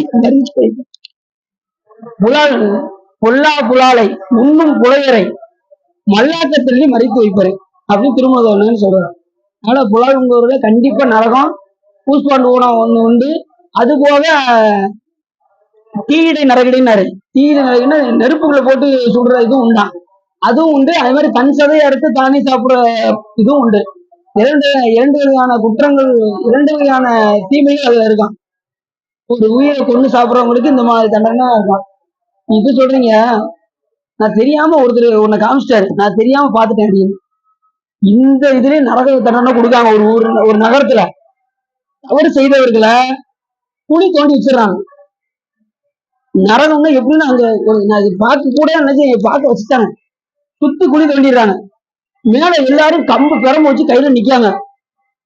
புரியுது அவங்களுக்கு? உள்ள நெருப்பு மூட்டிடுறாங்க, உள்ள தள்ளி விட்டுறாங்க. அவங்க உள்ள தள்ளி விட்டு தாங்க முடியாம வெளியில வருவாங்க. வெளியே வந்து அடி, உள்ள போனா வெந்து சாகணும். இப்படி அந்த உயிர் இறந்து போகுது பாருங்க. அது நான் அடிக்க கண்ணை மூடிட்டேன், எனக்கு எடுத்துருங்க அப்படின்னு என்னால பார்க்க முடியல. அந்த மாதிரி தண்டனை இங்கேயே ஒரு நரக தண்டனை கொடுக்காங்க. ஒரு நகரத்துல அது நடக்கும், இப்பயும் நடக்கு. அதனால அங்க தூரம் தப்பு செய்யறதுக்கு பயப்படுவாங்க. இங்க உலகத்துல இப்படி நடக்குன்னா அப்ப அங்க எப்படி இருக்கு யோசிச்சு பார்த்துக்கோங்க நரகம். அப்படிப்பட்ட அதனால பயந்து நாம என்ன செய்யணுமா நடக்க வேண்டும். முதல் நெறியினது கொல்லாமை. ரெண்டாவது, இந்த கொல்லாமை நீர்ல யார் இருக்காங்களோ அவங்கதான் சிவபெருமானுடைய அன்புக்கு பாத்தியமானவர்கள். முதல் அறம். ரெண்டாவது என்னன்னா பொறைனா பொறாமை, மற்றவர்களை பற்றிய பொறாமை. சில பேர் நகத்தை கடிப்பாங்க, இல்ல டெய்லி சுண்ணு இருக்கே போய்கிட்டு இருக்கான், அந்த பொறாமை இருக்கக்கூடாது. பரவாயில்ல, நமக்கு கிடைக்கல பரவாயில்ல, அந்த ஊருக்காவது கிடைச்சிருக்கு, அந்த அதிகாரம் கிடைச்சிருக்கு, சாமி திருவிழாவில் அனுபவிக்கிட்டு அவங்க அது பூமி இருந்திருக்காங்க அனுபவிக்கட்டும் அப்படிங்கிற அந்த பொறுமை நமக்கு வேணும். பிறரை பத்தி பொறாமை நினைச்சக்கூடாது. ரொம்ப பொறுமை நமக்கு வேணும். காத்து இருந்துதான் நம்ம சிவபெருமான வழிபாடு பண்ணணும். நம்ம என்ன செய்யறோம், வரிசையில நிக்கிறதே கிடையாது. ஈஸியா எப்படி போய் சாமியை பாக்குறது? 100 ரூபா டிக்கெட் இருக்கா, 200 ரூபா டிக்கெட் இருக்கா, 500 ரூபா டிக்கெட் இருக்கா அப்படின்னு சொல்லி டக்குனு போய் சாமியை பார்த்துட்டு வரணும்னு நினைக்கிறோம். சாமியை பார்க்கறது கூட பொறுமை ரொம்ப அவசியம். பொறுமை வேணும், பொறாமையும் இருக்கக்கூடாது. அதான் பொறைன்னு பேரு. பொறையின் நீரை பாய்ச்சி அப்படின்னா நாம இருக்கு. பொறுமை ரொம்ப முக்கியம், மிகுந்த அவசியம் தேவை. யாரை பத்தியும் அவன் என்ன செய்யக்கூடாது, அடியாருக்கு அடியாரு பொறாமை. அவங்க நிறைய பதியம் படுறாங்க. சில ஒரு நேரத்தை கிடைச்சிட்டு 10 பதியம் தெரியுது, 15 பதியம் தெரியுது, ஒண்ணும் இருந்தா எடுத்து போகுது. நம்ம படிப்போம், பார்க்காம படிக்க தெரியல, பார்த்து படிப்போம். நமக்கு நூல் இருக்குல்ல, சிவபெருமான் ஏத்துக்கிட மாட்டாரா சொல்லுங்க? சாமி ஏத்துக்க, அவர் கரணியமா கிடையாது. எப்பேற்பட்ட உயிரா இருந்தாலும் முதல்ல சொன்ன ஏது ஒன்றும் அறிவிலர் ஆயினும், முதல்ல எடுத்துமே எப்படி சொன்னார், எந்த ஒரு அறிவு இல்லாட்டாலும் பரவாயில்ல, அவனை உணரக்கூடிய தன்மை மட்டும் இருந்தா போதும். சாமியா உணரக்கூடிய தன்மையோடு பார்த்து படித்தால் கூட அன்போடு பாடினார் சிவபெருமான் கட்டாயமாக ஏற்றுக்கொள்வார். அவங்களுக்கு மாதம் அப்படி செஞ்சா மாதம் தாமும் இருந்து மகிழ்வர் மாட்பெறரே என்று சொல்வதற்கு அன்பு ஒன்றுதான் வேண்டுமே தவிர மற்றதெல்லாம் வேண்டியது. அப்படி அன்போடு யார் வழிபாடு செய்கின்றாரோ அவர்கள் சிவபெருமானுடைய அன்புக்கு பாத்தியம். பொறாமை இருக்கக்கூடாது, பொறுமை கட்டாயமாக இருக்க வேண்டும். இந்த ரெண்டும் நமக்கு, பொறாமை இருக்கக்கூடாது, பொறுமை இருக்க வேண்டும். பொறை. அடுத்த மெய்மொழி, வாய்மை. இப்ப சொன்ன பார்த்தீங்கன்னா, வாய்மை எனப்படுவது யாதனி, நீங்க பொய் சொல்றது மட்டும் கிடையாது. வாய்மை என்பது உண்மை சொல்வது என்பது பொய், தீமை இல்லாத சொல்லலாம் இருக்கணும். நீங்க சொல்லக்கூடிய சொல்லு மற்றவர்களுடைய மனதை பாதிக்காத அளவுக்கு கூறணும். அதுதான் உண்மையான வாய்மை. உண்மையான மெய்மொழி அதுதான். நீங்க சொல்கின்ற சொல் அவர்களை மகிழ்ச்சிப்படுத்துவதாக இருக்க வேண்டும், சிவபெருமானை போல எடுத்து கூறுவதாக இருக்க வேண்டும், அவர்களை அன்போடு பேசுவதாக இருக்கணும். சிலர் பார்த்தீங்கன்னா மூஞ்சடிச்ச மாதிரி பேசிடுவாங்க. அந்த மாதிரிதான் யாரும் மனதை நம்ம நினைக்க கூடாது, புண்படுத்த கூடாது. அப்படி படுத்தினால் நாம் இறைவனுடைய அன்புக்கு பாத்தியமானவர்கள் அல்ல. அதெல்லாம் நம்ம என்ன செய்யணும், கொஞ்சம் கொஞ்சமா, உடனே வந்துடாது. நம்ம ஞானியும் கிடையாது, பட்டத்தர மாதிரி உடனே எல்லாம் உதவிக்கு நம்ம போக முடியாது. நம்மளாம் கொஞ்சம் கொஞ்சமா அனுபவப்படணும். இதனால விட்டு கொடுக்கக்கூடிய தன்மை நமக்கு வரணும். நோக்கி கிடைக்கலையா, பரவாயில்ல, அந்த உயிர் கிடைச்சிருக்கல, அது செஞ்ச புண்ணியம் கிடைக்கட்டும், நமக்கு கிடைக்கிறதுதான் பரவாயில்ல, அந்த உயிர் கிடைக்கட்டும். நம்ம என்னைக்கு நம்ம நினைக்கிறோமோ நம்மளை சிவபெருமான் ஒவ்வொரு இடத்துக்கும் கூட்டு போவார். காட்டாதவர்கள் எல்லாம் காட்டி, பின் தாழ்த்தா மறைகள் காட்டி, சிவம் காட்டி, கடைசி எப்படி கொண்டு போறாரு பாருங்க. மாணிக்காக சிவத்தை காட்டி கடைசி தாழ்த்தா மறைகள் காட்டி திருவடியும் காட்டுறாரு சாமி.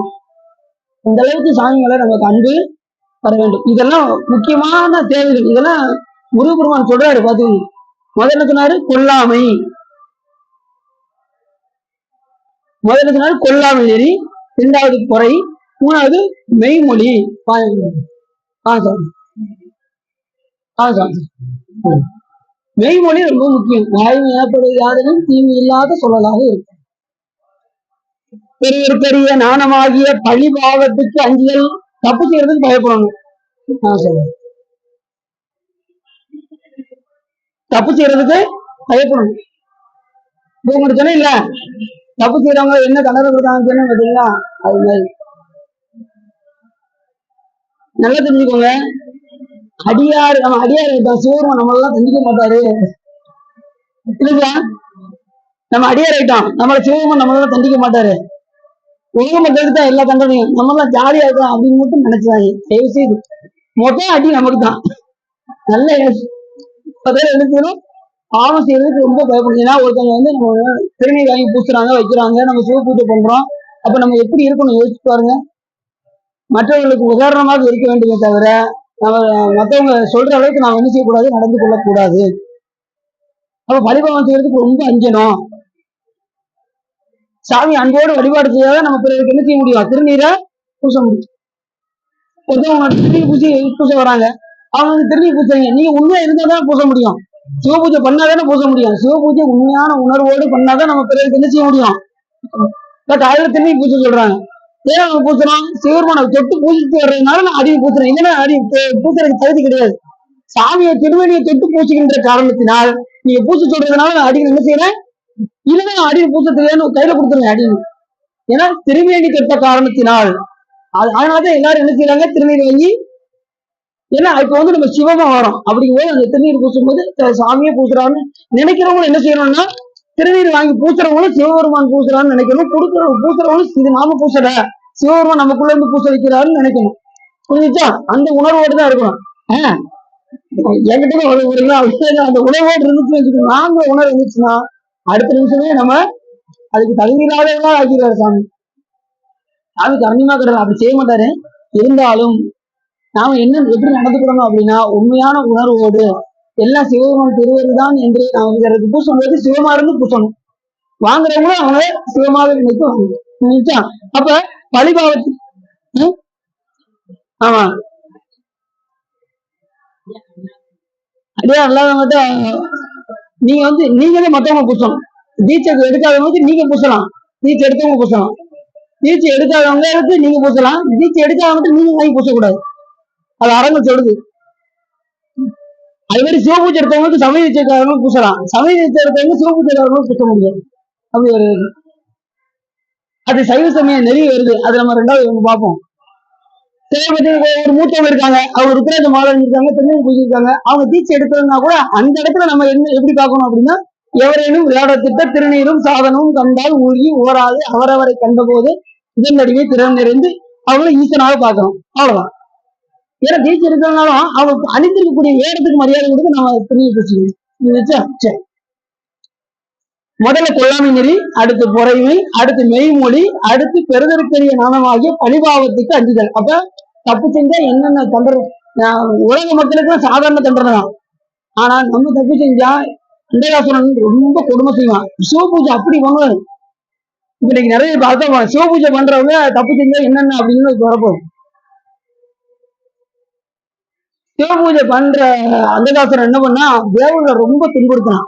ஆனா பண்றது சிவபூஜை, ஆனா மற்றவர்களை இடர்படுத்துவது அவனுடைய வேலை. அதனால சாவு என்ன பண்ணாரு, திரிசூலத்தை வச்சு அப்படி குத்தி தூக்கி நிப்பாட்டிட்டாரு.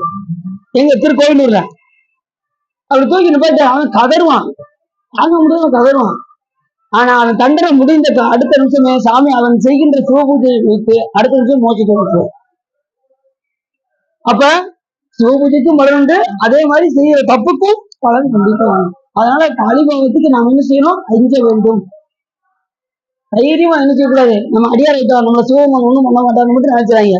இதுக்கு யம தண்டனை பரவாயில்லன்னு தெரியுமா, யம தண்டனையே கிடைச்சாலும் பரவாயில்ல அப்படிங்கிற மாதிரி தெரியுமா. அந்த அளவுக்கு அடியார்கள் தப்பு செஞ்சா சாமி தண்டனை கண்டிப்பா.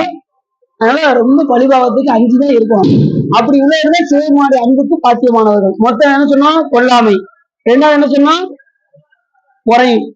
மூணாவது மெய்மொழி, வாய்மொழி. நீ வழக்கமா நீங்க அப்படி வந்தா நீங்க யாரை எதிர்க்கணும், நீங்க யாரை இருக்கீங்க.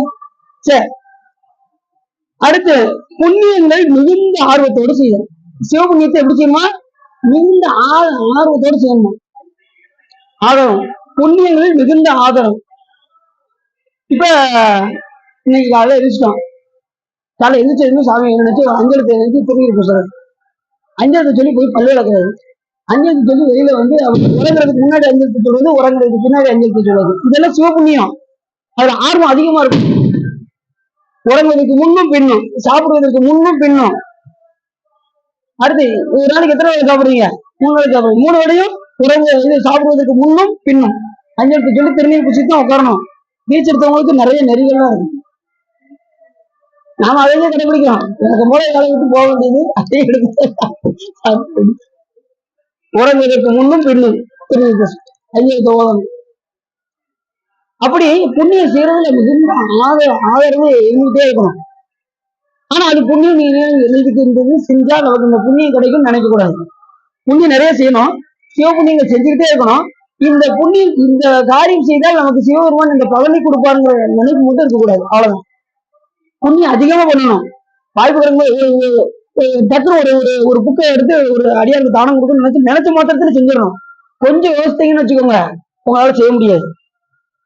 கொஞ்சம் யோசிச்சா அந்த காரியத்தை நாம செய்யவே முடியாது. ஆகையினாலே நினைப்பு இருக்கும்போது கொடுத்துடணும். திடீர்னு ஒரு உத்தரவாசமுக்கு ஒரு 100 மணி தங்கம் இருக்கு, கொடுப்போமா வேண்டாமா, எதுக்கும் வச்சுட்டு பார்ப்போம், கடைசி கொடுப்போம் அப்படின்னு சொன்ன போயிடுச்சா, கடைசி நேரத்துல இருந்து கொடுக்கணும்னு என்ன செய்ய முடியாது, வாங்க முடியாது சொல்லியா இருக்கு. இப்ப அடுத்து வாங்குறோம், எதுக்கு வாங்குறோம்னா சித்திர சபைக்கு தாமரக்காவை போட போறாங்க, தாமரக்காவை போட போறாங்க. அதாவது வாய்ப்பு போது நம்ம என்ன செய்யணும், ஒரு நிகழ்ச்சி வரும்போது நம்மளால இயன்றத ஒரு 10 ரூபாய் காசுனாலும் அதுக்கு போக வேண்டும் என்று நினைத்து நம்மளால இயன்றதை கொடுக்கணும். இந்த மாதிரி புண்ணியங்கள்ல மிகுந்த ஆர்வத்தோடு நாம் செய்ய வேண்டும். இப்படி இருந்தால் சிவபெருமானுடைய அன்புக்கு நாம் பாத்தியமாக. சரி, அது மட்டும்தான் சிவபுண்ணியமா? இல்ல, சிவ பூஜை பண்றதுல அதிக ஆர்வம், சிவன் கோயிலுக்கு போடுவதில் அதிக ஆர்வம், சிவபெருமானுக்கு மலர்கள் தொடுப்பதில் ஆர்வம், விளக்கு போடுவதில் ஆர்வம், பாடல் பாடுவதில் ஆர்வம். பாட்டு பாடுவாக்கா நீங்க போயிட்டு வாங்க காணுங்கண்ணா, 2 நாள் கழிச்சு வந்து பாட நினைக்கிறீங்களா அப்படின்னு நினைக்க கூடாது. எனக்கு இப்ப தேவையில்லாம இருக்குக்கா அப்படின்னு வாய்ப்பு கிடைக்கும் போதுன்னா இந்த முறை பாடிக்கிட்டே இருக்கும். மிக ஒரு காலம் இங்கு அடுத்த நோட்டி என்ன சொல்ல முடிய மாட்டேங்குது. எங்க வீட்டுக்கு பக்கத்துல வந்து காலையில நல்லாதான் பேசிக்கிட்டு இருந்தான், சாப்பாடும் நல்லா சாப்பிட்டாரான், அடுத்த வருஷம் மாறதுக்கு வந்து இறந்து போயிட்டாரு. நல்லா சாப்பிட்டாலும் நல்லா இருக்கிறாரு, மாறதுக்கு இறந்து போயிட்டாரு. ஒரு செகண்ட் தான், வாழ்க்கை முடிஞ்சு போச்சு.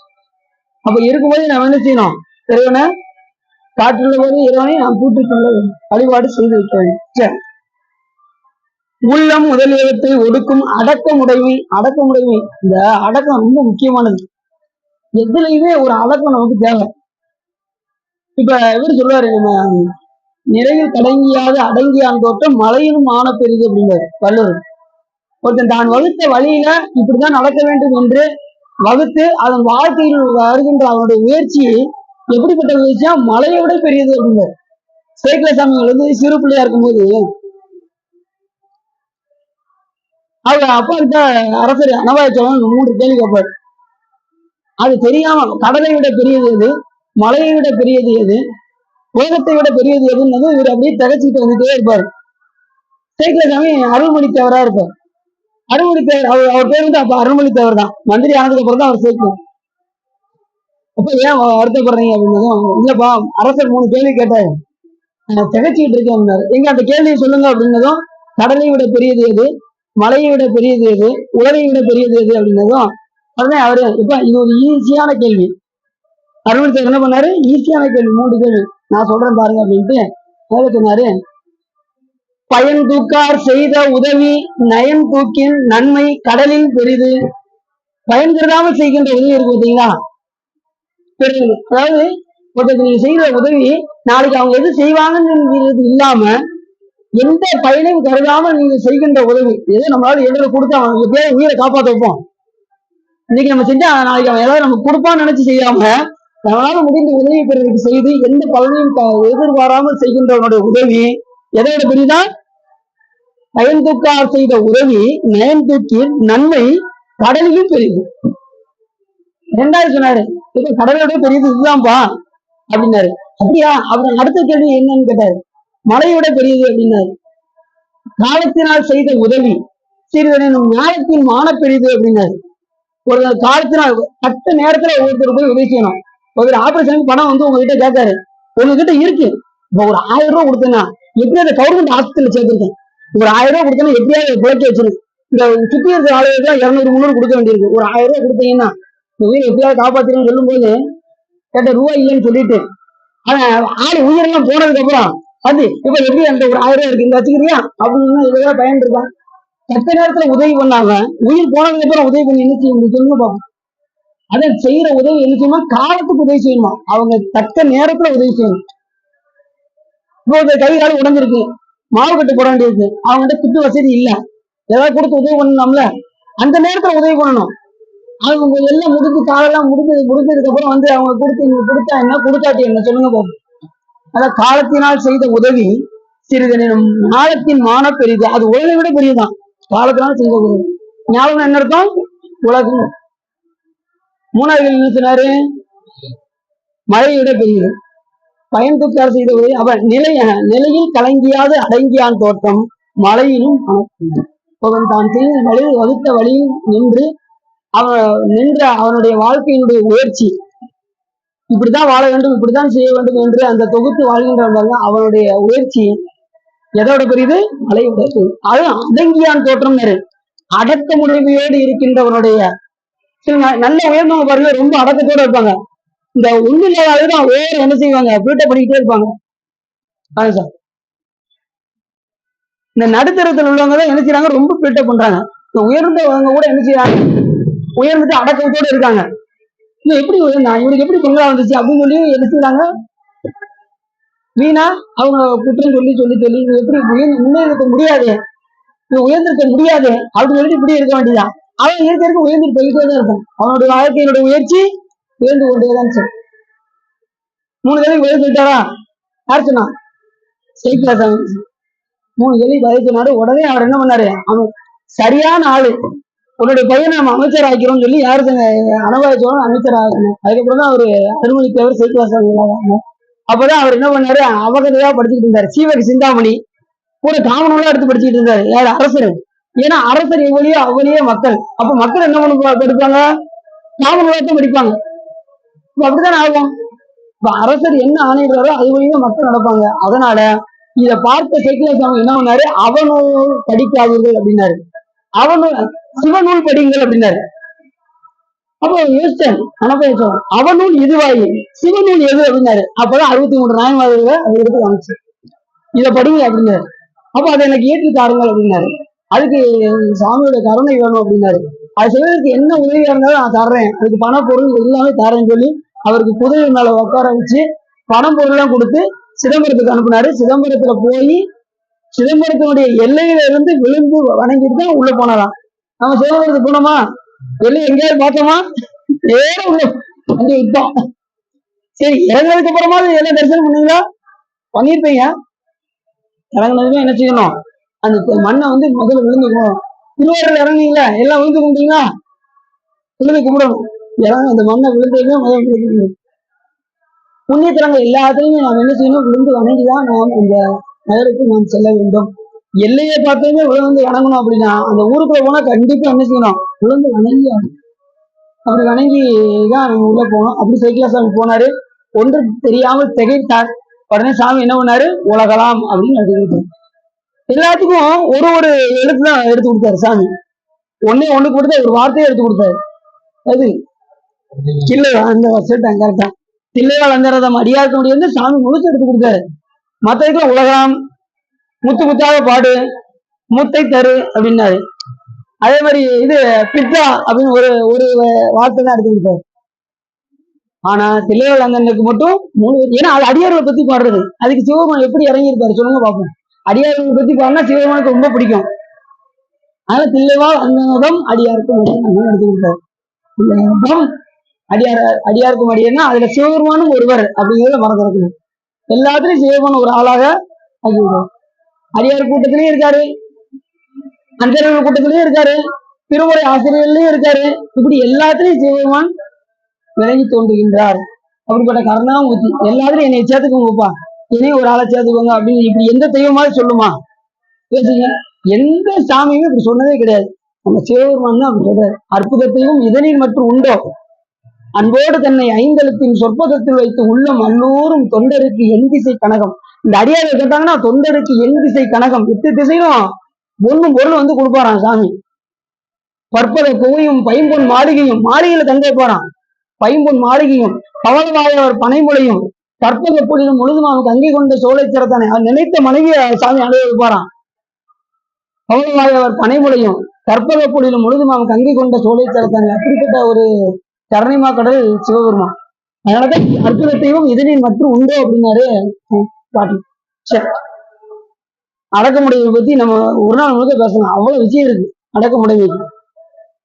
அடுத்து கொடை, பிறருக்கு கொடுக்கக்கூடிய கொடை இல்லாம, இறக்க குணம் இல்லாம, பிறகு கொடுக்க தான தர்மம் கொடுக்கக்கூடிய நிலை இல்லாம நம்ம ஈசன் கிட்ட அன்பு செலுத்தவே முடியாதுங்கிற அன்பு, இறைவன் அன்பு வரணும்னா கொடை கண்டிப்பா என்ன செய்யணும், இருக்கணும். பிறகு கொடுக்க வேண்டும் என்கின்ற எண்ணம் கண்டிப்பாக இருக்க வேண்டும்.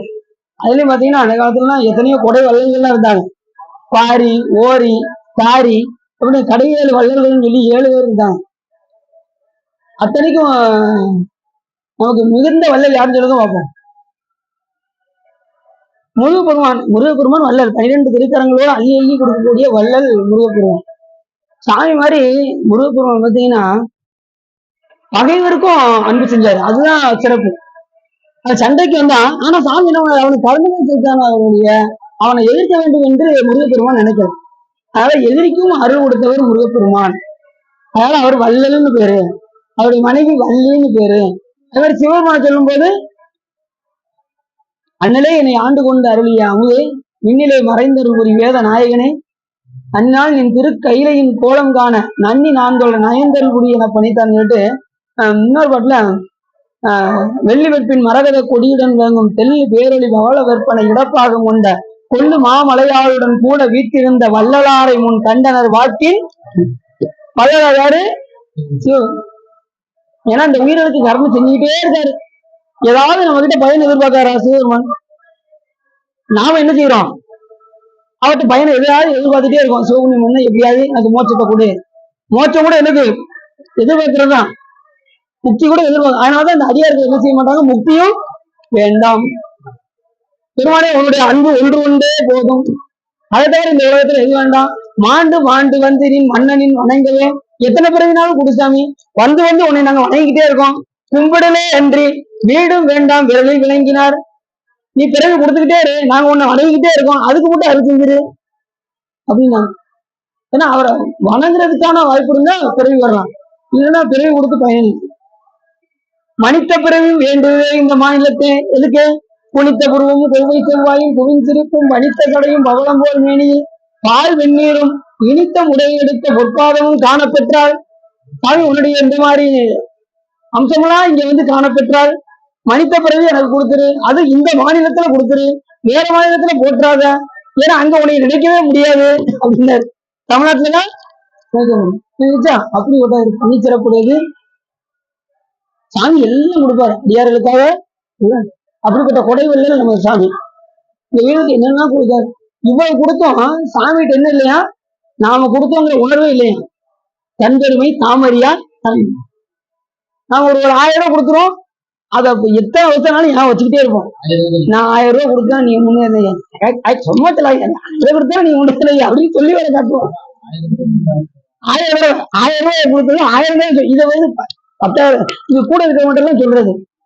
இங்க பாரு, நான் 1000 ரூபாய் கொடுத்தா அப்படி வந்திருக்கேன் புரியுது உனக்கு, இதை கூட்டு வேற சொல்றது. ஆனா சாமி இத்தனை கருணை செஞ்சோம், இந்த உயிருக்கு தனி கரண புவன போகணுங்கிற அத்தனையும் கொடுத்தோம். சொல்லிட்டா இருக்காரு சாமி, சொல்லவே மாட்டாரு. எத்தனை நூல்ல சொல்லியிருக்காரா, நான் இந்த உயிர்களுக்கு இதெல்லாம் செய்யறேன் அப்படின்னு. எல்லாம் ஒரு முடிவை பாடுறாரு. இப்படின்னா எதுக்காகன்னா, அது கூட எதுக்காகன்னா சிவபெருமான் மேல் நமக்கு அன்பு வர வேண்டும் என்பதற்காக அருளாளர்கள் எல்லாம் அப்படி பாடி இருக்கின்றார்கள். இப்படி உயிர்களுக்கெல்லாம் அவன் செய்கின்ற கருணை தெரிஞ்சாதான் அவன் மேல அன்பு வரும், இல்லைன்னா அன்பு வருவதற்கான வாய்ப்பு கிடையாது. இப்ப எல்லாரும் சிவபெருமான் மேல அன்பு அன்பு வைன்னு எல்லா நூல்களும் சொல்லுது. எப்படி அன்பு வைக்க முடியும்? ஒருத்தருடைய குணாதிசயம் இல்லாம எப்படி நீ அன்பு செலுத்துவீங்க? இப்ப சரணசுவாமி மேல எனக்கு அன்பு வரணும்னா அவருடைய குணாதிசயம் இல்லாம நான் அவர்கிட்ட பழக முடியுமா? ஒருத்தர் மட்டும் நீங்க பழகணும்னா நீங்க என்ன செய்வீங்க? 1000 பேர் யோசிப்பீங்க, இவங்க கூட சேருவோமா சேர வேண்டாமா, பழகுமா பழக வேண்டாமா, திடீர்னு பழகி ஏதாவது சொல்லிட்டாங்கன்னா அப்படின்னு பல பேரை யோசிப்போம். அதே போலதான் சிவபெருமானுடைய அன்பை நாம் பெற வேண்டும் என்றால் திருமுறைகளில் நான் செய்கின்ற கருணை எல்லாம் பாடலாக இருக்கின்றது. அதை தெரிந்து உணர்ந்து சிவபெருமான் மேல் நாம் அன்பு செலுத்த வேண்டும். அவன் உயிர்களுக்காக என்னவெல்லாம் கருணை செய்திருக்கின்றான் என்கின்ற உணர்வை ஏற்படுத்தி கொண்டு இறைவன் மேல் நாம் அன்பு வைக்க வேண்டும். கொஞ்சம் நெஞ்சமா உதவி செய்கிறாரு. நம்ம பிறந்ததுல இருந்து இப்போ வரைக்கும் ஒவ்வொரு நொடியும் ஒவ்வொரு செகண்டும் நம்ம பாதுகாத்துக்கிட்டே தான் இருக்காரு சிவபெருமான். நம்ம கூடவே தான் இருக்காரு. நம்ம விட்டுட்டு எல்லாம் எங்கேயும் போல. அவர் கூடவே இமைப்பொழுதும் என் நெஞ்சு நீங்காதான் தாழ்வார். நம்ம கூடவே தான் இருக்காரு, எங்கேயும் போல. நாம நினைக்கிறோம் அவர் கண்ணுக்கே தெரிய மாட்டேங்கிறான்னு நினைக்கிறோம். கண்ணுக்கு தெரியாட்டும் கூட யாருக்கு கண்ணுக்கு தெரிவாரு? அன்பு என்கின்ற மத்தத்தை ஒன்று அறிவு என்கின்ற கயிறான் அபரஞானமும் பரஞானமும் பெற்ற அடியார்களுக்கு தான் சாமி கண்ணுக்கு முன்னாடி தெரிவாரு, இல்லைன்னா தெரிய மாட்டாரு. பால்ல எப்படி நெய் தெரியலையோ அது போல நமக்கு ஏன் நீங்க தெரியல அப்படின்னா, அது மத்தத்தை ஊன்றி அறிவு என்கின்ற கயிறால் திரித்தால் அன்பு மேலிட்டு சிவபெருமான் தெரிவாரு. நம்ம கண்ணுக்கு மட்டும் தான் இருக்காரு, அன்பு செலுத்தினா தெரிவாரு, செலுத்தலாம் தெரிய மாட்டாரு. அந்த அளவுக்கு ஆழ்ந்து நம்ம இறைவனுக்குள்ள உள்ள போகணும். எத்தனை நேரத்துல திருவாரூர்ல எத்தனை அடியார்கள் ஆடி பாடி அண்ணாமலை கைதொழுவார் ஓடி போய் உனது உள்ள வினைகளேன்னு எத்தனை பேர் சந்தோஷமா ஆடி பாடி தியாகராஜ பெருமானுக்கு முன்னாடி எப்படி இருந்தது. நான் அடிக்கடி ஸ்டேட்டஸ் வச்சிருப்பேன், நீங்க பார்த்துருப்பீங்க. இப்படி இருந்தது பாத்தீங்களா? இந்த பிறவி இதுக்கு மேல ஒரு பிறவி வேணுமாங்கிற மாதிரி இருக்கும். அதுதான் உண்மையானது. நான் அதனாலதான் எல்லாத்தையும் போட்டு விட்டேன் ஸ்டேட்டஸ்ல.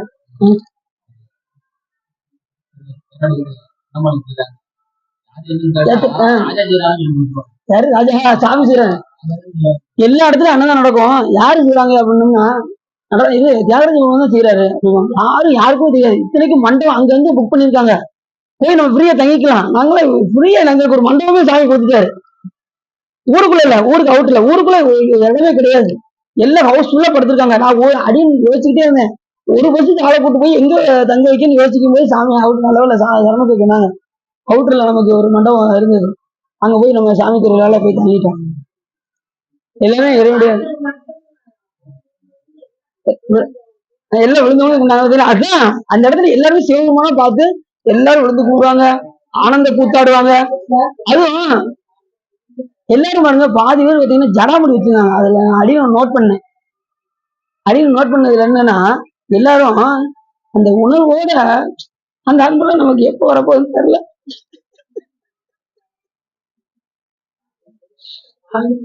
ஆடுறாங்க பாடுறாங்க, ஜடாமுடி வச்சு ஒருத்தர் சின்ன பிள்ளைலாம் ஜடாமுடி வச்சு நான் அடி வாத்திய படைன்னு போட்டிருந்தேன் பாத்தீங்களா? சின்ன பிள்ளைல எவ்வளவு உணர்வுப்பாங்க, அந்த அளவுக்கு அந்த உயிர் புண்ணியம் செஞ்சிருக்கு. சின்ன பிள்ளைல சிவவேடம் தெரிச்சு ஜடாமுடி வச்சு நான் வாத்தியம் வாசிக்கிறேன்னா அதெல்லாம் சாதாரண வருமா? எவ்வளவு பூத கணங்களா இருந்திருப்பாங்க. அதுதான் சாமி ஏதோ சில வினைப்பின் காரணமாக அதுவும் நல்ல ஒரு பெருமை கொடுத்து சாமி தண்ணி நினைக்குமாறு அந்த உயிரை செய்ய வைக்கிறார். போதும் பார்க்கும்போது அடியாருக்கு ரொம்ப ஆனந்தமா இருந்தது. ஒவ்வொரு அடியாரையும் பார்க்கும்போது கைலாயமே அந்த கைலாயத்தான் இருந்தோம், வேற எங்கேயும் கைலாயம் இருந்தோம் சாமி கூட. தியாகராஜ முன்னாடி எல்லா அடியாரும் ஆனந்த கூத்தாடி அமுது பாடிச்சு அதுக்கப்புறம் தான் வந்தோம். அதுக்கு வர மனசுல இருந்தாலும் மதிக்கு மேல திருக்கோயில் பார்க்கணுமேன்னு தான் எல்லாரும் ஓடி வந்தோம். இல்லைன்னா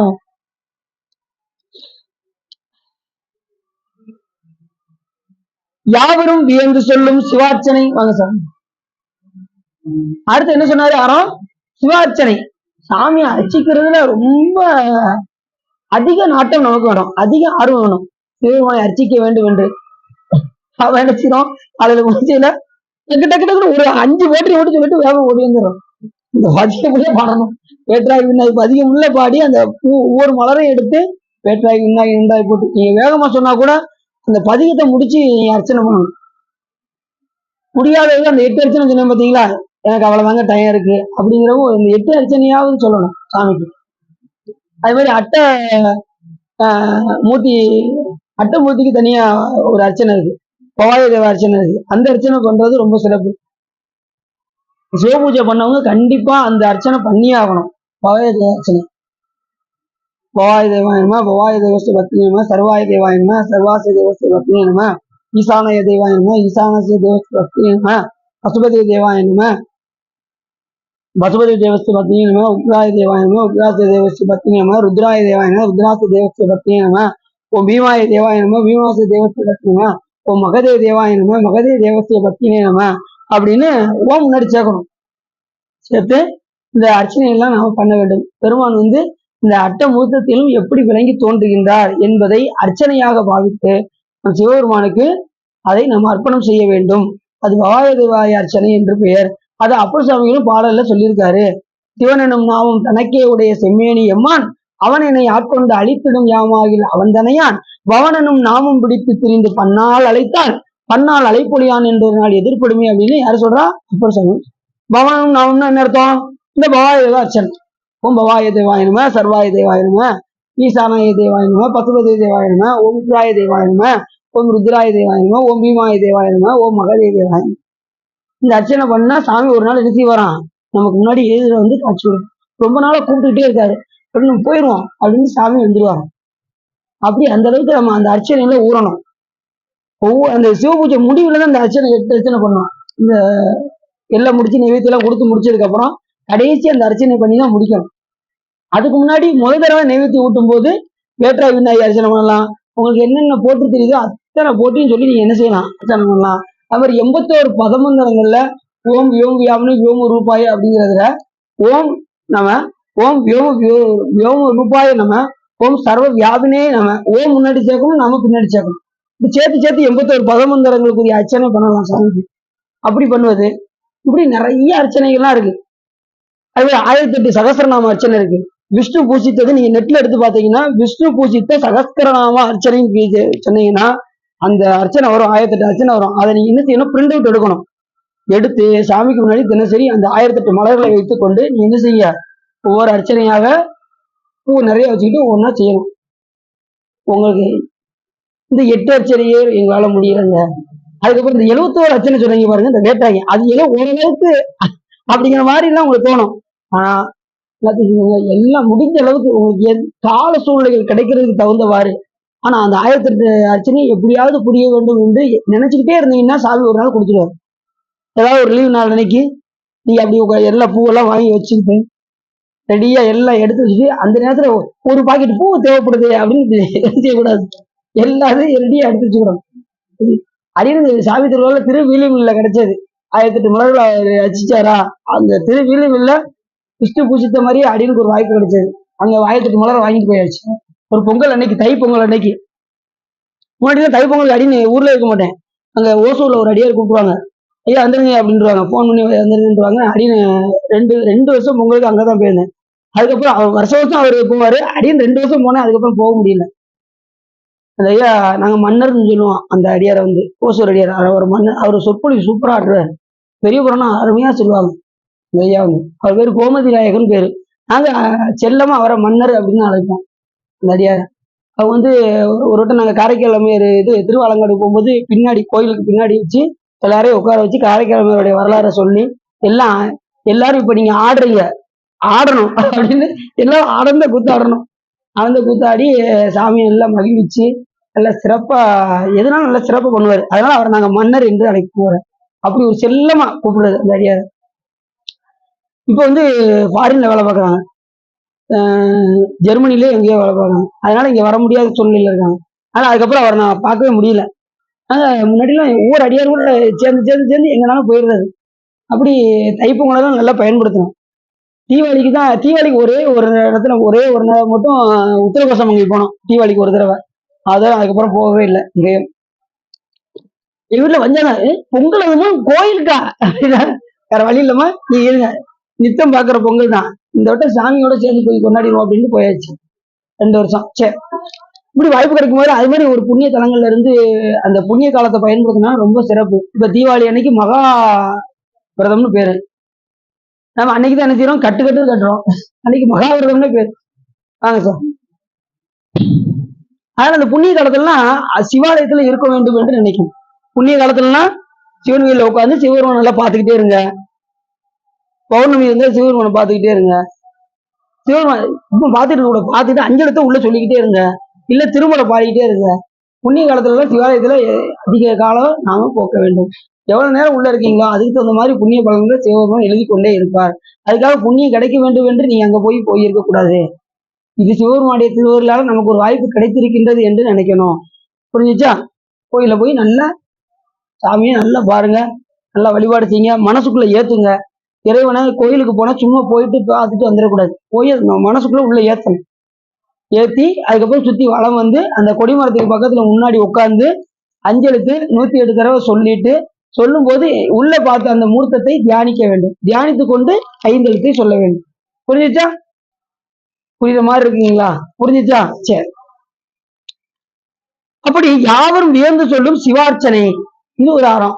சிவார்ச்சனை இந்த நேரம் புரிந்து கொண்டே இருக்க வேண்டும். பெற்றாகி விண்ணாகி நின்றாய் போற்றி ஒரு புகழ், மீளாம யாழ் எண்ணெய் கொண்டாய் போற்றி. இப்ப அதுல பாதி பூதா இருக்கு, என்ன செய்வீங்க? இப்ப உங்களுக்கு பாதி பூதா இருக்கு, முழு பூ இல்லை. இப்ப 71 பூ, இதுல பாதி ஒரு 30 பூ தான் இருக்குன்னு வச்சுக்கோங்களேன், 30 பூ தான் இருக்குன்னு வச்சுக்கோங்களேன். அப்ப 2 சொல்லி ஒரு பூ போட்டு, ஏற்றாகி விண்ணாகி நின்றாய் போற்றி, மீளாம யாழ் எண்ணெய் கொண்டாய் போற்றி. ஆனா அதுக்கு மேலாம் இது கிடையாது. ஒரு 2 இதுக்கு வேணா ஒரு போட்டுக்கலாம்னு ஒரு இது இருக்கு. ஆனா அத்தனையும் முடிச்சுட்டு மொத்தமா போட்டுருவேனே அப்படின்னா எங்கிட்ட எல்லாம் திருக்கோயிலாம் இருக்குன்னு பார்ப்போம் அதிகமா. முடிஞ்ச அப்படி இல்லாத நல்லா தெரிஞ்சுக்கோங்க. அப்படி பூ இல்லைன்னா பூ இருக்கிற மாதிரி பாவனை பண்ணிக்கோங்க. இப்ப வேற்றாகி விண்ணாகி நின்றாய் போற்றி ஒரு பூ போற மாதிரி பாவனை பண்ணிட்டு, 2வது பூ இருக்குன்னா மீளாம யாழ் எண்ணெய் கொண்டாய் போற்றி, கூற்றாகி உள்ளே உளித்தாய் போற்றி மனசுக்குள்ள நினைக்கும். ஓவாத சத்தத்து இப்படி இந்த மாதிரி. புரியுதா உங்களுக்கு? இல்லாததுக்கு மனசுல நினைக்கணும், இருக்கிறதுக்கு பூ எடுத்து சாமிக்கு சாத்திக்கணும். நீங்க பாவனை பண்ணி பாருங்க, அதுக்கெல்லாம் அதிக பலன் உண்டு. பாவனையால செய்கின்ற அத்தனைக்கும் புறத்தையில் செய்வதை காட்டிலும் அதிக புண்ணிய பலன் கிடைக்கும். புரிஞ்சுச்சா? தாராளம் பண்ணலாம். பூ இல்ல எனக்கு இலைய பறிச்சு போட, அழகா போடலாம், எந்த இலைனாலும் பறிச்சு போடலாம், பறிச்சு சாமிக்கு சாத்துங்க. அதுக்காக இந்த அரளி செடிய வைக்கிற மாதிரி கட்டக்கூடாது. அரளி செடி விசைச்செடி, அதெல்லாம் அந்த இலையெல்லாம் நீங்க நினைக்க கூடாது. நமக்குன்னு ஒரு தர்மம் தெரியும்ல, இது வந்து விசை. அது மாதிரி நித்திய கல்யாணி வேலை இருக்கு பாருங்க, அதை சாமிக்கு சாத்தக்கூடாது. நித்திய கல்யாணி விசைச்செடி, விசைச்செடியில உள்ளதெல்லாம் என்ன செய்யக்கூடாது சாமிக்கு, அந்த இலையெல்லாம் தவிர்த்தணும். நல்ல செடி மற்ற எத்தனையோ இலைகள்லாம் இருக்கு, எல்லாம் எடுத்து சாப்பிட்டு. யாவரும் வியந்து சொல்லும் சிவார்ச்சனை, ஊனிறந்த சரீரத்தை வெறுத்து செய்யும் தவம். இந்த ஊனாகிய இந்த உடம்பை வெறுத்து செய்யக்கூடிய தவம். எந்த நேரம் இந்த உடம்புலேயே பற்று, ஏன் உடம்பு ஏன் உடம்பு ஏன் உடம்பு, எப்ப பார்த்தாலும் எனக்கு என் உடம்பு தகுந்த மாதிரி தான் போக முடியும், என் உடம்பு தகுந்த மாதிரி தான் எதுவும் செய்ய முடியும், எனக்கு அதிக நேரம் பூசையெல்லாம் உட்கார முடியாது அப்படிலாம் சொல்றோம்ல. அந்த நீங்க இறைவனோட ஒன்றிட்டீங்கன்னா உங்களுக்கு உடம்பு வந்து உடம்பாக தெரியாது. இந்த ஊனை வெறுத்து செய்யக்கூடிய தவம் அதிக நேரம். சில பேர் பாத்தீங்கன்னா கொஞ்ச நேரம் கூட உட்கார்ந்துருக்க முடியாது, ஆனா முற்றோவில 7 நேரம் உட்காந்துருப்பாங்க. அது எப்படி வந்துச்சு அந்த தவம், எப்படி இருந்தது? இயல்பாகவே அவங்ககிட்ட இருக்கு. அந்த ஆற்றல் எப்ப வெளிப்படும் அப்படின்னா அவங்க உடம்பை மறந்து பாடலோடு ஒன்று போது அவங்களுக்கு தெரியாது. அதுதான் ஊனை மறந்து செய்வதுன்ற தவம். இப்ப முற்றோதெல்லாம் யாரும் எந்திக்க மாட்டேங்காங்களா, எல்லாரும் உட்காந்துருக்காங்கல்ல, அது எல்லாத்தையும் மறந்து உட்காந்து, அது ஊனை வெறுத்து செய்கின்ற தவம். நம்ம அந்த நேரத்தில் நினைக்க கூடாது. இந்த முற்றோதல் பண்ணும்போது அதிக நேரம் உட்காரணும், 6 மணி நேரம் உட்காரணும் விஸ்வா அப்படின்னு நீங்க நினைக்க கூடாது. நீங்க அதை மறந்துட்டீங்கன்னா நீங்க உட்காந்துருவீங்க. இன்னொன்னு நீங்க பாடல ஒன்றணும். நீங்க எதிர அதிக ஆர்வம் போகுதோ மற்றது உங்களுக்கு தெரியாது, உடம்பு தெரியாது. நீங்க உடம்பு தெரிஞ்சுட்டு 1 மணி நேரம் ஆயிடுச்சு, எதிக்கணும் எதிக்கணும் எதிக்கணும் இதே நினைச்சுக்கிட்டு இருந்தீங்கன்னா நீங்க எதிச்சுட்டே தான். நான் அதிக நேரம் இவங்க மகேஸ்வரா பார்த்திருக்கேன், முற்றோம்னா கிளீனா கரையை செருப்பு வந்துருவாங்க, நான் பார்த்திருக்கேன். அப்படின்னு எந்திக்கவே மாட்டாங்க. நான் நிறைய பார்த்திருக்கேன் முற்றோம்னா, நிறைய பார்த்திருக்கேன். முற்றோம்னா உட்காந்துருக்கோம். சில நேரத்துல வந்து சில பேர் முடியாம சில பேர் பாத்ரூம் போவாங்க. இல்லைன்னு சொல்லலாம், முடிஞ்சே போகலாம், ஆனா கூடும் அளவுக்கு நம்ம என்ன செய்யணும்னா அப்படி எந்திக்காம இருக்கணும்னா எதையும் சாப்பிடக்கூடாது. ஆனா நம்ம என்ன செய்யணும், உடல் டீ இதுவும் சாப்பிடறதுனாலதான் உடல் நம்ம எந்திக்க வேண்டிய சூழ்நிலை வருது. புரியுது அவங்களுக்கு? அதனாலதான் எந்திக்க வேண்டிய சூழ்நிலை வருது, இல்லைன்னா நம்ம வராது. குடும்ப அளவுக்கு நம்ம அதை பார்ப்போம், ஏன்னு பார்ப்போம். ஏதாவது சாப்பிட்டோம்னா தான் நமக்கு பாத்ரூம் போக வேண்டிய சூழ்நிலை வரும். நம்ம அதை மறந்து இதுல ஒண்டிட்டோம்னா நாம எதிர்க்கவே மாட்டோம், அதுலயே ஒன்றிடும். அதை ஊனை வெறுப்பு செய்கின்ற தவம். அதே மாதிரி தியானம் பண்ணாலும் இந்த உடம்பை மறந்து இறைவனோடு இரண்டரை கலந்து செய்கின்ற தவம்.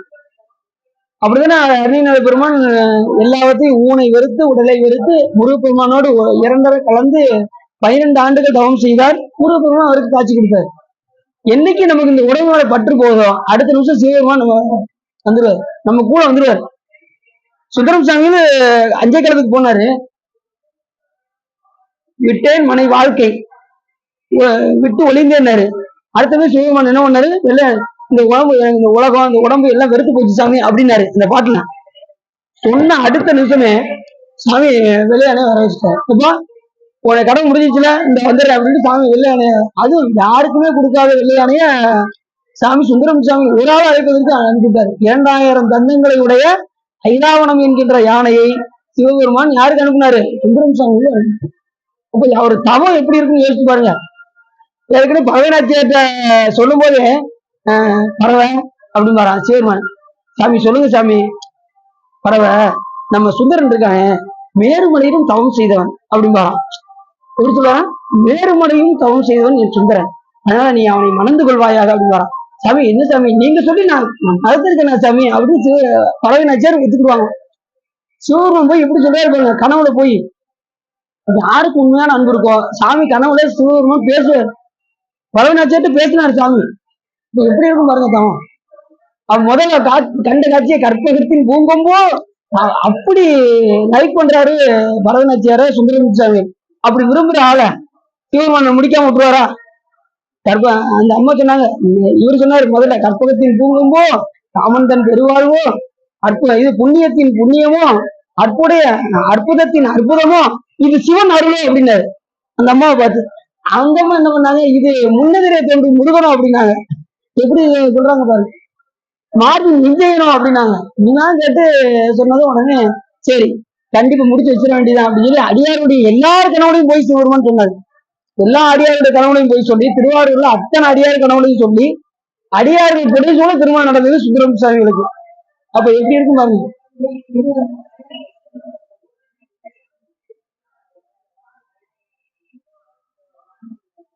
எல்லாமே போட்டுவாங்க ஆமா ஆண்டு எல்லாமே உண்டு அங்க. அது ஒவ்வொரு இது எப்படி இருக்கு பாருங்க. அது ஆதி கோயில்னால ஒவ்வொரு சிற்பமும் அவ்வளவு செதுக்கி வச்சிருக்காங்க பாத்துக்கோங்க திருவாரூர்ல. அதுக்கு முன்னாடி இது சிதம்பரத்துலயும் பாத்தீங்கன்னா ஒவ்வொன்றும் இப்படி இருந்து ரெண்டுமே ஈக்குவலா இருக்கும். சிதம்பரமும் திருவாரூரும் ஈக்குவல். அங்க பிரம்மா சண்டிச்சரா இருப்பாரு, இங்க யமன் சண்டிச்சரா இருக்கும். ரெண்டும் அப்படியே ஒரு இதா இருக்கும். அது சிவபெருமானுக்குரிய கோயில், இது அடியாருக்குரிய கோயில். சிதம்பரம் சாமிக்குரிய கோயில், திருவாரூர் அடியார்களுக்குரிய கோயில். தேவாசிரியர் மண்டலத்தை போய் விழுந்து கும்பிட்டீங்களா? இந்த வட்டம் விழுந்து கும்பிட்டீங்களா கும்பிடலையா? தேவாசிரியர் மண்டலத்துல விழுந்து கும்பிட்டு நீங்க சாமியே போய் பார்க்க போனோம். சுத்தி கும்பிட்டு தேவாசிரியர் மண்டலத்துல அடி எல்லாத்தையும் நம்ம கூட வர்றவங்களை பூரா தேவாசிரியர் மண்டலத்துல விழுந்து கும்பிட்டு தான் அடி சாமியை பார்க்கவே கூப்பிட்டு போனேன். பார்த்துட்டு அதுக்கப்புறம் தேருக்கு வந்தோம்.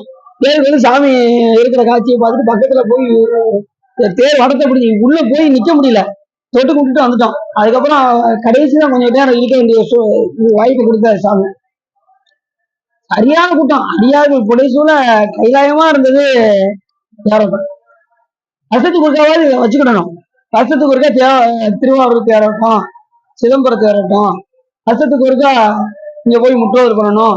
இப்படி நம்ம என்ன செய்யணும், வாழ்க்கையில வந்து எதையோ வாழி வைக்கிறோம்ல. நம்ம ஒரு வாழ்க்கையில வாழும்போது எப்படியாவது இடத்த வாங்கிடணும், 2 சென்ட் இடத்த வாங்கிடணும். அப்புறம் எப்படியாவது வீடு கட்டுறதுக்கு உண்டான முயற்சிகளை பண்ணணும், காசு சேர்க்கணும், சீட்டு போடணும், அதுல வர்ற வருமானத்தை எடுக்கணும், அதை நல்ல கொத்தனாரை பார்க்கணும், அது எப்படியாவது வீடு கட்டணும். எப்படி பிளான் பண்றோம், இடத்த வாங்கி இவ்வளவு பிளான் பண்றோம். அதே போல சிவருமான அருள யானையதும் பிறப்பெஞ்சேன் இறப்பதனுக்கு என்கிடவேன் வானேயும் வெறு வேண்டேன் மண்ணாழ்வார் மதித்து வீரேன் தேனேயும் மலர்கொண்டை சிவனே பெருமானே நானே உன் அருள் பெருநாள் என்னால் என்றென்றே வருந்துவனே. அது ஒண்ணுக்குதான் நம்ம வருந்தனே தவிர அப்ப எதுக்குமே நம்ம வருந்தக்கூடாது. நம்மளுடைய ஸ்கெட்ச் ஒவ்வொன்றும் சிவபெருமானுக்கு எப்படி நம்ம பாத்தியமாவோம், எப்படி பாத்தியமாவோம். அதுக்கு நம்ம என்ன செய்யணும், அடியார்களோடு சென்று திருத்தல யாத்திரை பண்ணணும், அடியார்களோடு சென்று திருமுறைகள் பாடணும், அடியார்களோடு சென்று எல்லா இடத்துக்கும் போகணும். இப்படி அடியார்களை பற்றி கொண்டால் நாம சிவபெருமான்ட்ட எளிமையாக, சிவபெருமானுக்கு யாரும் ரொம்ப பிடிக்கும், அப்ப அவரை பிடிச்சா எங்க போயிடலாம். சீஃப் மினிஸ்டரை பார்க்கணும், நீங்க என்ன செய்யணும், அவங்க பிஏ நீங்க கரெக்ட் பண்ணிட்டீங்கன்னா எங்க சீஃப் மினிஸ்டர் ஈஸியா போயிருவீங்க. அதே போல சிவபெருமானுக்கு பிஏவா இருக்கக்கூடிய யாரு நம்ம ஐயா, அவங்கள பற்றிட்டோம்னா நம்ம எளிமையாக சிவபெருமானுடைய அன்பை நாம் பெற்றுவிடலாம்.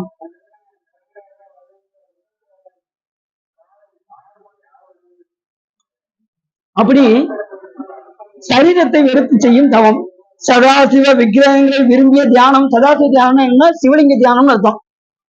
சிவலிங்கத்துக்கு என்ன பேரு? சதாசிவம் அப்படின்னு பேரு. அதுக்கு சாமி எப்படி இருப்பாரு? அந்த தியானம் நம்ம இப்ப அனுஷ்டானம் நடத்தவங்களுக்கு தெரியும்.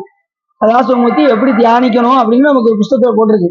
5 முகத்தோட 10 திருக்கரங்கள்ல என்னென்ன அந்த ஆயுதங்கள்லாம் இருக்கு அப்படின்னு சொல்லி நம்ம தியானிக்கணும். இந்த தியானம் விக்கிரமுக்குள்ள சாமி இருக்காரு அப்படிங்கிற நினைப்போட அந்த சிவலிங்கத்தை பார்க்கும்போது சதாசிவமூர்த்தி தியானம் நாம் பண்ண வேண்டும். அதை நல்ல இன்னொருத்த நீங்க என்ன செஞ்சீங்கன்னா, ஒவ்வொரு திருக்கரத்திலையும் என்னென்ன ஆயுதம் இருக்கு, 5 முகத்துல எப்படிலாம் இருக்கு அப்படிங்கிறத, 5 முகமும் என்ன நிறத்துல இருக்கு, நிறங்களோர் 5 விண்ணோர்கள் ஏத்த மறைந்திருந்தா எம்பெருமான் வல்வினையன் தன்னை என்று சொல்வதற்கிணங்க 5 முகமும் என்னென்ன நிறத்துல இருக்கும். உச்சி முகம் ஸ்படிக நிறம், கிழக்கு பார்த்த முகம் கோங்கம நிறம், அதாவது மஞ்சள் கலர் நிறம், அகர முகம் இது கருநீரம், அதாவது மேக கலரு, வடக்கு பார்த்த இது தெற்கு பார்த்த முகம், வடக்கு பார்த்த முகம் சிவப்பு கலர் நிறம், பின்னாடி இருக்கக்கூடிய சத்தியோஜாத முகம் பால் போன்ற நிறம். இது நமக்கு ஈசானம் ஸ்படிக நிறம், தற்புருஷம் மஞ்சள், அகோரம் கருமை, வாமதேவம் சிவப்பு, சத்தியோஜாதம் பால் நிறம். இப்படி 5 நிறத்திலையும் அப்படி சாமியை நினைக்கும் போது சிவலிங்கத்துக்குள்ள சாமி இப்படி 5 முகத்தோடு திருமேனி கொண்டு இருக்கின்றார். அந்த 10 திருக்கரங்களும் என்னென்ன ஆயுதம் வைத்திருக்கின்றார் என்பதை நீங்க படிச்சு நீங்க தெரிஞ்சுக்கணும். புரிஞ்சா? தெரிஞ்சு அந்த சதாசிவமூர்த்தி தியானம் இருந்தால்தான் சிவபெருமான் நாம என்ன செய்ய முடியும், ஒன்ற முடியும் என்ற காரணத்தினால் அந்த 10 தவத்துல இதையும் சொல்லியிருக்காரு. தவமும் சதாசிவமூர்த்தி தியானமும் ஆக தர்மங்கள் 10. இந்த 10 தர்மமும் யார் கடைபிடிக்கின்றார்களோ, முதல் என்ன சொன்னா கொல்லாமை, அடுத்து பொறை, அடுத்து மெய்மொழி, பெருதற்கரிய நாணமாகிய பழிபாவத்துக்கு அஞ்சுதல், அடுத்து புண்ணியங்களில் மிகுந்த ஆர்வம் கொள்ளுதல், உள்ள முதலியவற்றை ஒடுக்கும் அடக்கமுடைமை, அடுத்து கொடை, யாவரும் வியந்து சொல்லும் சிவார்ச்சனை, அடுத்து ஊடிறந்த சரீரத்தை வெறுத்து செய்யும் தவம், கடைசி சதாசிவமூர்த்தி தியானம். இந்த 10 சிவ அறங்களாகும் அப்படின்னு சொல்றாரு. இப்ப நம்ம என்ன பார்த்துட்டு இருக்கோம்? சிவ தர்ம வியல்னு பார்க்கணும். இந்த 10 சிவ தர்மங்களாம் என்றுக்கும் இந்த 10 நன்மையை தருவனவாகும் அப்படின்னு முடிக்கிறார். முடிச்சுட்டு இந்த இதை யார் கடைபிடிக்கின்றாரோ அவர் சிவலோகத்திலே போகத்தை புதுப்பிப்பவருக்கும் இன்பமே ஒழிய இகழும் துன்பம் தொடர்வதில்லை. அவர் சிவலோகத்துக்கு போனா அவங்களுக்கு என்ன தொடர்வதில்லை? துன்பம் அவர்களை தொடர்வதில்லை, இன்பம் மட்டுமே கிடைக்கும் இந்த 10ஐயும் கடைபிடிக்கின்றவர்களுக்கு. இளம்பரை அணியும் மின்பொழிந்த சடாமுகடத்தையுடைய கருத்தாவையான் செய்து நல்வினையாலை அடைந்த புத்தர்களுக்கு மற்றவர் எதையும் விரும்ப மாட்டாக தமது சித்தியாகிய இன்பத்தையே திளைத்திருப்பார். அந்த போகத்திலே இந்த 10ஐயும் கடைபிடிப்பவர்கள் அந்த சிவபோகத்தை திளைத்திருப்பார்கள் அப்படின்னு சொல்றாரு. அடுத்து என்ன சொல்றன்னா, சிவ பூஜையினுடைய விசேடத்தை உணர்த்துகின்றது. இதெல்லாம் சொல்றாரு. கொல்லாமை முதலிய தர்மங்களை எல்லாம் உனக்கு சொன்னோம், சிறப்பில்லாதவரும் செய்யும், அதாவது சிறப்பில்லாம சிவ பூஜை பண்றாங்கல்ல அவங்களுக்குரிய அர்த்தத்தை சொல்ல போறாரு. அதாவது சிறப்பு இல்லாமன்னா அன்பு இல்லாம பூசை பண்றாங்கல்ல அவங்களுக்குரிய விதியை சொல்ல போறாரு. அது என்ன சொல்றாருன்னா, நம்ம சரீரத்தின் அசூசியை நீராடன் முதலியவற்றால் போக்க மாட்டார்கள். அதாவது சில பேர் குளிக்காம பூசை பண்றாங்கல்ல, அப்படி பண்ணக்கூடாதான். குளிக்காம பூசை பண்றவரும் கூட அழுக்காடை உடுப்பவரும் அழுக்காடையே அதே உடுத்தி சிவ பூஜை பண்ணக்கூடாது, தினசரி மாற்றிக்கொண்டே இருக்க வேண்டும். அழுக்காடை உடுப்பவரும் ஆகிய மனிதர்களும் ஒரு நாள் சிவனுடைய சீவாதங்களில் கொம்பிடும் முதிர்ந்த பழிப்பிலை கொண்டு அர்ச்சித்த நன்மையினாலே ஒரு நாள் அவங்க பூசை செஞ்சா, ஒரு நாள் அதை நீக்கி ஒரு நாள் பூசை செய்தால், அப்படி உள்ளவர்களோட ஒரு நாள் பூசை செய்தால், அப்படி அழுக்காடையோடு பூசை செய்தால் பேயின் தன்மையை அடைந்து ஊசின மாமிசத்தை புசித்து உள்ள மகிழ்ச்சி மேலிட பைசாச புவனத்தில் போய் இருப்பார்கள். அழுக்காடையோடு பூசை செய்தால், அது மாதிரி நீராடாம பூசை செய்தால் அவர்கள் எங்க போவாங்கன்னா பைசாச புவனம் ஒரு புவனம் இருக்கான், அங்க போய் பேய் தன்மை கொண்டு அதுக்கப்புறம் அங்க போய் இருப்பார்கள்னு வருது. இனிமே ஒவ்வொரு நேரமும் அதையும் மாற்றிக்கொண்டே இருக்க வேண்டும். நேத்த கவனமா இருக்கணும். சிவபூஜை இதெல்லாம் நமக்கு சிவ தர்மங்கள் நமக்கு சொல்லுது, இப்படி எல்லாம் நாம் இருக்க வேண்டும், சரி ஆடையை மாட்டிக்கொண்டே இருக்க வேண்டும், நேற்று இல்லாத இன்னைக்கு போடக்கூடாது, அப்படி போட வேண்டிய சூழ்நிலை உடனே அதாவது சொல்லுவாங்கல்ல கசக்கி புளிந்து அதுக்கப்புறம் எடுத்து உடுத்தி கொள்ள வேண்டும். ஆமா, அடியாரெல்லாம் என்ன செய்வாங்கன்னா உடனே உடனே கசைஞ்சு புழிஞ்சு அதை என்ன செய்வாங்க தோண்டிட்டு மறுபடியும் அலசி செஞ்சு ஊற்றிக்குவாங்க. அதே மாதிரி ஈராடை உடுத்தக்கூடாது, ஈராடை உடுத்தி சிவ பூஜை பண்ணக்கூடாது. பெரும்பாலும் சிவ பூஜை எப்படி பண்ணணும் தெரியுமா உங்களுக்கு? நீங்க நல்லா யோசிச்சீங்கன்னா ஆர்வனாளர் எழுதியிருக்காரு, சைவ சமய நெறியில் எழுதியிருக்காரு. என்ன எழுதியிருக்காருன்னா, கோவணம் முடித்து கொண்டு சிவ பூஜை செய்க. கோவணம் உடுத்திட்டு சிவ பூஜையை பண்ணணுமா? யாராவது பண்ண முடியுமா? கதவை கூட்டுங்க அப்படின்னு சொல்லிட்டு அப்படிதான் பூஜை பண்ண முடியும். கோவணம் உடுத்தி கொண்டுதான் சிவ பூஜை பண்ணணுமா? அதுக்கு சிவபெருமானுடைய அருள் இல்லாம நம்ம பண்ண முடியாது. சாமிதான் அருள் கொடுக்கணும்.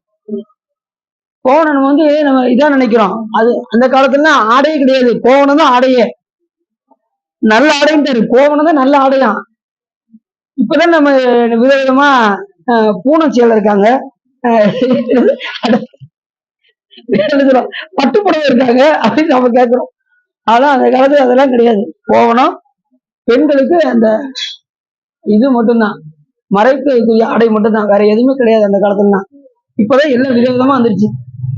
அதுலயும் இந்த ஜவுளி கடைக்காரங்க போய் இவங்க பண்ற தொல்லை இருக்கு பாருங்க. காலையில போனா சில பேர் பாத்தீங்கன்னா வீட்டுல பாக்ஸ்ல சாப்பாடுலாம் எடுத்துட்டு தண்ணி கேனு எல்லாமே எடுத்துட்டு போயிடுவாங்க. நான் அடி நம்ம வீட்டுல கேட்டேன், எங்க போறீங்கன்னு கேட்டேன், எங்க போறீங்கன்னு வீட்டுல கேட்டேன். இப்ப ட்ரெஸ் எடுக்க போவோம், இதுல நீ கண்டுக்கிடாத அப்படின்னா, கண்டுக்கடல இல்ல என்னமோ பயில எடுத்துக்கீங்களே அப்படின்னு. ட்ரெஸ் எடுக்கத்தான் போறீங்க, என்ன பயில அப்படின்னு. இதெல்லாம் சாப்பாடுப்பா, பயிர சாப்பிட்டுட்டு தண்ணி தண்ணி அப்பப்ப குடிச்சிட்டு அவன் வழி பண்ணுவான். அப்படின்னு காலையில உணவு சாயங்காலம் தான் வந்தாங்க. அப்ப எந்த அளவுக்கு பாருங்க, கடைசி எவன் பார்த்தா 2 ட்ரெஸ் எடுத்துட்டு வர்றதுக்கு காலையில இருந்து ஒரு வழியா கடைக்காரன் வந்திருப்பான். அதனால அப்படி நம்ம நினைச்சுட்டு இருக்கோம். ஆனா உண்மையிலே எதை ஆடையாக கொடுக்க வேண்டும் என்றால் கோவணம் முடிச்சுதான் நாம என்ன செய்ய வேண்டும், சிவ பூஜை செய்ய வேண்டும். முடிந்த அளவுக்கு நம்ம என்ன செய்யணும், யாரும் இல்லாத அன்னைக்கு நம்ம அப்படி செஞ்சு பார்க்கணும், ட்ரைனிங் எடுத்து பார்க்கணும். சரி, நமக்கு அந்த காலத்துல கோவணம் தான் உடுத்திருப்பாங்க. சரி, அப்படி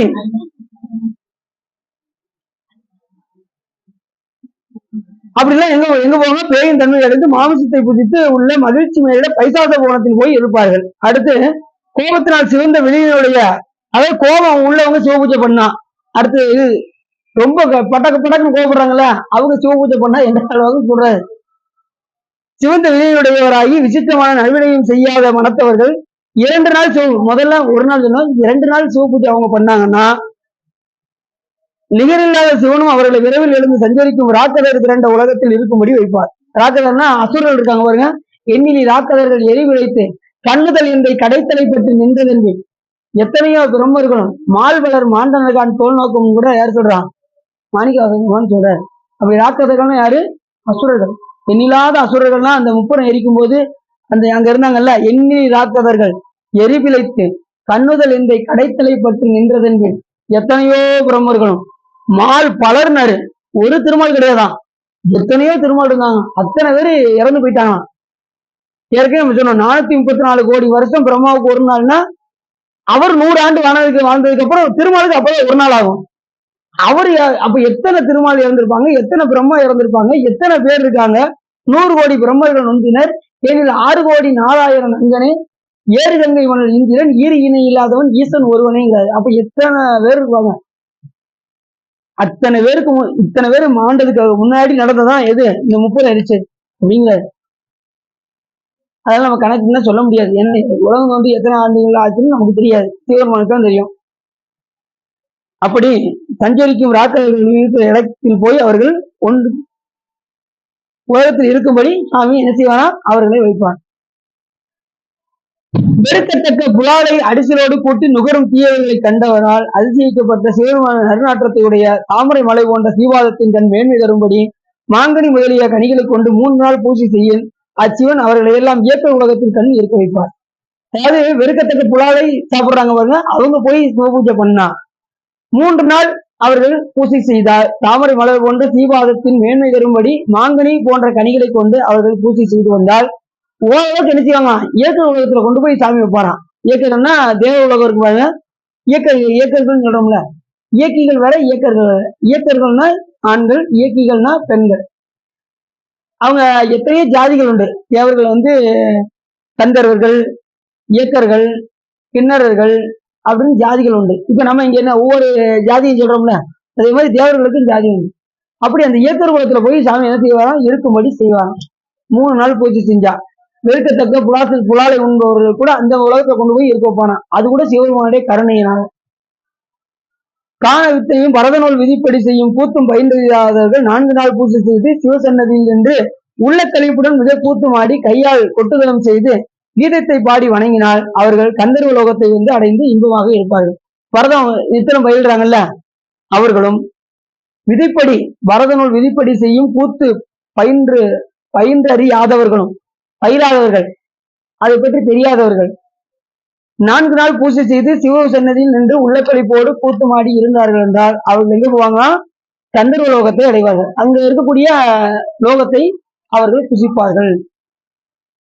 அங்க எப்படி இருக்குன்னு கேக்கீங்களா? சொர்க்கலோகம் எப்படி இருக்குன்னு நீங்க கொஞ்சம் யோசிச்சு பார்த்துக்கோங்க. நீங்க அதாவது இங்க இருக்கிற இன்பமா இருக்காது, ஆனா அங்க இன்பம் மட்டுமே இருக்கும், துன்பம் இருக்காது. ஆனா எப்ப துன்பம் வரும்னா, ஆனா பிறவின்னு வந்துட்டாலே துன்பம் வரும். அது ஒரு பக்கம். தேவர்களுக்கு எல்லாம் யாரால துன்பம் வரும்னா அசுரர்களால மட்டும்தான் துன்பம் வரும். மற்ற மனிதர்களால அவங்களுக்கு துன்பம் வராது. ஆனா பிறவின்னு வந்துட்டாலே எந்த அது உயர்ந்த பிறவியா இருந்தாலும் சரி, தாழ்ந்த பிறவியா இருந்தாலும் சரி, பிறவின்னு வந்துட்டாலே இன்ப துன்பம் மாறி மாறி வந்து கொண்டேதான் இருக்கும். ஆனா இந்த பூசை செஞ்ச காரணத்தினால அவங்க அங்க போய் என்ன செய்வாங்க, ஓரளவுக்கு அவர்கள் அங்கே மகிழ்ச்சியாக இருப்பார்கள். அடுத்துடாரு, அதுவும் அவங்க புலால சாப்பிட்டாலும் கூட அவங்க பூசை செஞ்ச காரணத்தினால சாமி என்ன செய்யறாரு, அந்த உலகத்துல வச்சு வைக்கிறாரு. இல்லைன்னா அதுவும் கிடையாது அவங்களுக்கு.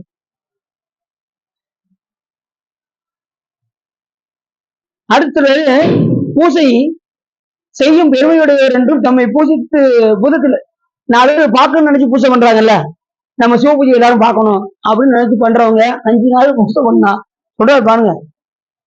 நம்மை பூதத்தில் கொண்டாடும்படி சீபாதங்கள் 5 நாள் மலர் கொண்டு பூஜை செய்தவர்கள் ஐந்திர புவனத்தை சேர்ந்து சொர்க்கத்தில் உள்ள போகவர்களை தீர்ப்பார்கள். அவங்க கூட சாமி கருணை பண்றாரு. சில பேர் பார்த்தீங்கன்னா விளையாட்டா பண்ணுவாங்க, அது சாமி உண்மை பூசையாக ஏற்றுக்கொள்வார். அது ஒரு பக்கம். சில பேர் போலியா வழிபாடு பண்றவங்களை கூட சாமி கொஞ்சம் கொஞ்சமா அவர்களை பக்குவப்படுத்தி அந்த லோகத்துக்கு அனுப்பி மறுபடியும் வந்து சிவ பூஜை பண்ண வச்சு இப்படி கொஞ்சம் கொஞ்சமா அந்த உயிர்களை பக்குவப்படுத்தி உண்மையான அன்பை கொடுப்பார். போலியா அன்பை கூட சாமி என்ன பண்ணுவாரு, மெய்யாக அன்பாக ஏற்றுக்கொள்வார். இப்படி படிப்படியாக தான் சாமி கொண்டு போவார். எப்படியாவது முடிச்சிடலாம் பாக்க. இந்த இன்னும் ஒரு 4-5 மூட்டை இருக்கு. 5 நாள் பூஜை முடிஞ்சு 6ஆம் நாள் பூஜை வந்து மறவரோடு கூடி அனுபவிக்கும் போகத்தில் ஆசையுடையவர்கள், பெண்களை அனுபவிக்க வேண்டும் என்கின்ற ஆசையோடு ஒருவர் இருந்தார்கள் என்றால் அவர்கள் மேலான சிவனை 6 நாள் அன்பினோடு பூஜை செய்தவர்களும் சோக சம்பந்தமான சௌவிய புவனத்தை அடைந்து தாங்கள் விரும்பிய அளவில் மடவாரை இன்பம் வரும்படி செய்வார்கள். அவங்க எந்த பெண்ணை விரும்புறாங்களோ அந்த பெண்ணை மறுபடியும் வந்து அவர்கள் அந்த இன்பத்தை அனுபவிப்பார்கள்.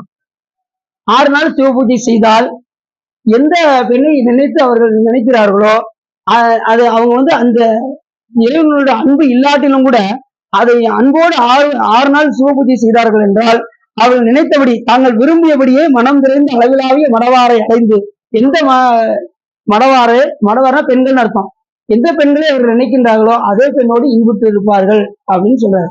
புரிஞ்சுச்சா? பலவகையான போகங்களின் விருப்பத்தை உடையவராகி அனாதி மலமான சிவனை 7 நாள் பூஜை பண்ணியவர்களும் குற்றமற்ற பராசேஸ்வரம் என்னும் பெரிய புவனத்தை அடைந்து நல்ல போக உண்டாக விருப்பத்தோடு பொருந்தி அதை 7 நாள் பூஜை செய்தால் எல்லா போகத்தையும் அணிவித்து அவர் என்ன பராசரேரம் என்னும் பெரிய புவனத்தை அடைவார்கள். அப்படி ஒரு புவனம் இருக்கு, அந்த புவனத்துல போய் இருக்கக்கூடிய இன்பங்களை அவர்கள் அணிவிப்பார்கள் சொல்றாரு. நல்லா தெரிஞ்சுக்கோங்க. இப்ப இதெல்லாம் கேட்கிறோம்ல, இதுல என்ன தெரியுது உங்களுக்கு? சிவ பூஜை பண்ண வேண்டும் என்று நல்லா தெரியுதா? அதாவது புலால் பெண்கள் மேல் விருப்பம் உள்ளவங்க இவங்களுக்கு கூட சிவ பூஜை பண்ணா கூட சிவபெருமான் என்ன கொடுக்குறாரு, இன்பத்தை கொடுக்குறாரு. அப்ப கண்டிப்பா என்ன பண்ணணும்னு தோணுது, சிவ பூஜை எறும்பு கடை யானை ஈராக ஈசனை பூஜித்தும் நற்கதிகளும் பேரா பேய்கள் அப்படின்னாரு. பூஜை செய்யறவங்க என்ன சொன்னாரு, பேய் லிஸ்ட் தான் சேர்க்கணும்னாரு. அப்ப என்ன செய்யணும், நம்ம எறும்பு பூஜை பண்ணுது எறும்பியூர்ல, காகம் பூஜை பண்ணுது குரங்கில் மட்டும், இது யானை பூஜை பண்ணுது திரு ஆனைக்கா, நண்டு பூஜை பண்ணுது திரு தேவன்குடி. மருந்து வேண்டில் இவை மந்திரங்கள் இவை புரிந்து கேட்கப்படும் புண்ணியங்கள் இவை திருந்து தேவன் கூடி தேவதேவைதிய அருந்தவத்தோர்களும் அடிகள் வேடங்களே அரசு வர்றாரு. நண்டு பூசை பண்ணிருக்க அந்த கோயில்ல திருந்து தேவன் குடியில. அதான் ஒண்ணும் போகல, திருவள்ளுவர் கூட்டி அதுக்கெல்லாம் போகணும். என்ன சார் காஞ்சிபுரம் போயிடும். திருவள்ளுவர் துறையோட போ. அவங்க வேலை கேட்டாங்க, ஆரம்பத்துல கேட்டாங்க. எல்லாம் ரெடியா தான் இருக்காங்க, பாப்போம். இந்த உத்தரவாசம் முடிச்சிருவோம். முற்றவர் பண்ணி முடிச்சுட்டு அதுக்கப்புறம் பார்ப்போம். முற்றவருக்கு இப்ப கேட்டு வச்சிருங்க சார். உத்தரவாசம் வங்கிக்கு கூட நாள்தான் போகணும். ஞாயிற்றுக்கிழமை உள்ள இதா இருக்கு, கூட நாள்தான் போகணும். சரி சார். தென்காசி அவங்க தனியா போய்க்கோங்க. தென்காசிக்கு வந்து அடியில பைக்ல போக நினைச்சிட்டு இருக்கேன். தென்காசி விட்டு அவங்க 48 நாளுக்குள்ள ஒரு நாள் போயிட்டு வந்துருங்க. என்ன இல்ல விருப்பம் வந்து நம்ம நீ எல்லாம் உத்தரவு கொடுத்தீங்கன்னா ஒரு வேன்ல கூட போயிட்டு வந்துடும் பாது. சரி அப்ப போவோம். சரி போயிடும். சரி ஏன்னா சாமி திருவிழால அடுத்த வேத காயத்தினால் சிவனது சீபாதங்களை 8 நாள் அர்ச்சித்தவர்கள் போகைகள் எல்லாம் தங்களிடத்தே ஆசை தீர புதித்திருப்பார்கள். 8 நாள் பூசை பண்ணா வேத காயத்தின் மந்திரத்தினால் யார் அர்ச்சிக்கின்றார்களோ அவர்கள் எல்லா வகையான ஆசை தீர போக வகையெல்லாம் புதித்திருப்பார்கள். எந்த புவனத்துல? பிராமிய புவனத்தை அடைந்து அவர்கள் அந்த இன்பத்தை துய்ப்பார்கள். பிரம்ம விஷ்ணுக்களை பசு வர்க்கம் என்று கொள்ளாமல் பதியாகிய சிவனோடு மூட்டி மும்மூர்த்திகளோடு ஒரு கடவுள் என்று சமபுத்தி பண்ணி மேலாகிய சிவனை உள்ளன்பினால் 9 நாள் மும்மூர்த்தியோட சிவபெருமான் ஒருத்தரையும் சொல்லி யாரு பூசை பண்றாங்களோ அவங்க 9 நாள் பூசை பண்ணா கூட அவங்களுக்கு கூட சிவபெருமான் கருணை புரியாது. நல்லா தெரியுங்க, மும்மூர்த்திகள் வந்து யாரு கிடையாது, மும்மூர்த்திகள் இருக்கிறது சிவபெருமான் கிடையாது. இது எந்த பாட்டுல சொல்லுங்க பார்ப்போம்.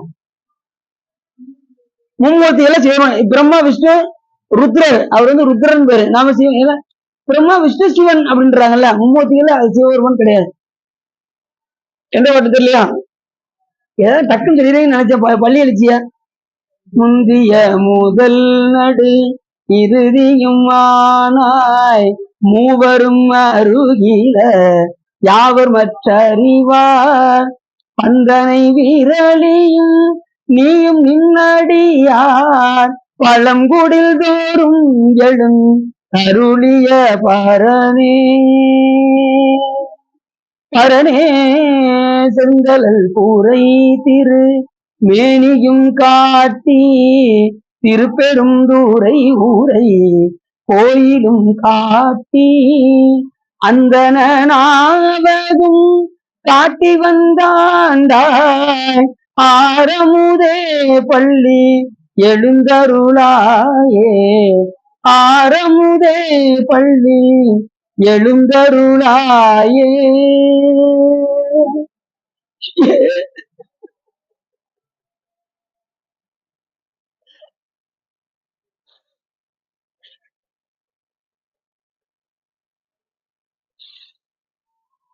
அப்படி நம்ம திருமலை பாடும்போது மனமொன்றி பாடுனா கண்டிப்பா அழுக வரும். நீங்க பாடி பாருங்க, மனமொன்றி பாடி பாருங்க, பண்ணோடு பாடி பாருங்க, கண்டிப்பா அழுக வரும். அதனாலதான் பண்ணு வச்சிருக்காங்க. பண்ணோடு பாடுறோம் கண்டிப்பா அழுக வரும். பண்ணின் இசையாகி நின்றாய் போட்டு, பண்ணார் இசையின் சொல் கேட்டாய் போட்டு, எத்தனை பாட்டுல சொல்லணும். அதுதான் பண்ணு தெரிந்து கொண்டு திருமுறைகள்ல எப்படி ஓதுவார்கள்லாம் பாடுறாங்கன்னு அதை யூடியூப்ல பார்த்து நீ அதை பாடி பாருங்க. இப்ப அடின்னு பாடுறதுலாம் நம்ம தர்மபுரம் சாமிநாதன் ஐயா பாடுறதுதான் அப்படின்னு பெரும்பாலும் கேட்கறது. ஏன்னா நமக்கு அதை பாடினா நமக்கு உருக்கம் வருது. அவங்க சக்குரு ஐயா அப்புறம் நம்ம சில ஓதுவார்கள்லாம் இருக்காங்க. அவங்க இதெல்லாம் கேட்டா ரொம்ப நமக்கு எது நீங்க போட்டு பாருங்க, உங்களுக்கு எது உங்க மனதை ஈர்க்குதோ அதை திரும்ப திரும்ப கேளுங்க. சாமிக்கு முன்னாடி அந்த பண்ணோடு பாடுங்க. உங்களுக்கு எல்லையில்லாத இன்பத்தை சிவபெருமான் உங்களுக்கு தருவார். அது பாடும் போது நம்மள அறியாமலே கண்ணீர் வந்துடும். என்ன சொன்னாரு அந்த பாட்டுல? மூவரும் அருகிலர் யாவர் மட்டும் அறிவார். அப்ப அந்த மூவர்ல சிவபெருமான் கிடையாது வந்துருச்சா? மூவர்ல அதனால மூவரோடு சிவபெருமானை நாம் சேர்க்கக்கூடாது. அப்படி மூவரோடு சிவபெருமானை சேர்த்து வழிபடுபவர்கள் கூட சாமி என்ன கொடுக்குறாரா? சிவபெருமானுடைய அருளினாலே அர்ச்சனை செய்வார்களானால் அவர்கள் நிர்மலனாகிய சிவபெருமான் அருளினாலே பூஜனம் திருமாலுடைய குணத்தத்துவத்தில் வைகுண்ட போகத்தை அடைந்து அங்குள்ள போகையில் அனுபவிப்பாங்க. வைகுண்டத்துல போய் இருப்பாங்களாம் அந்த மாதிரி பூஜை செஞ்சவங்க கூட. எத்தனை நாள் பூஜை பண்ணாரு? 9 நாள் பூஜை செய்தார். வைகுண்ட கோணத்துக்கு மேல் சிவபுரம் விலங்கானிற்கும் அச்சிவலோகத்தை சிவனே கடவுளை என்று ஒருமைப்படுத்தி பொருந்திய 9 இது சொல்லியாச்சா.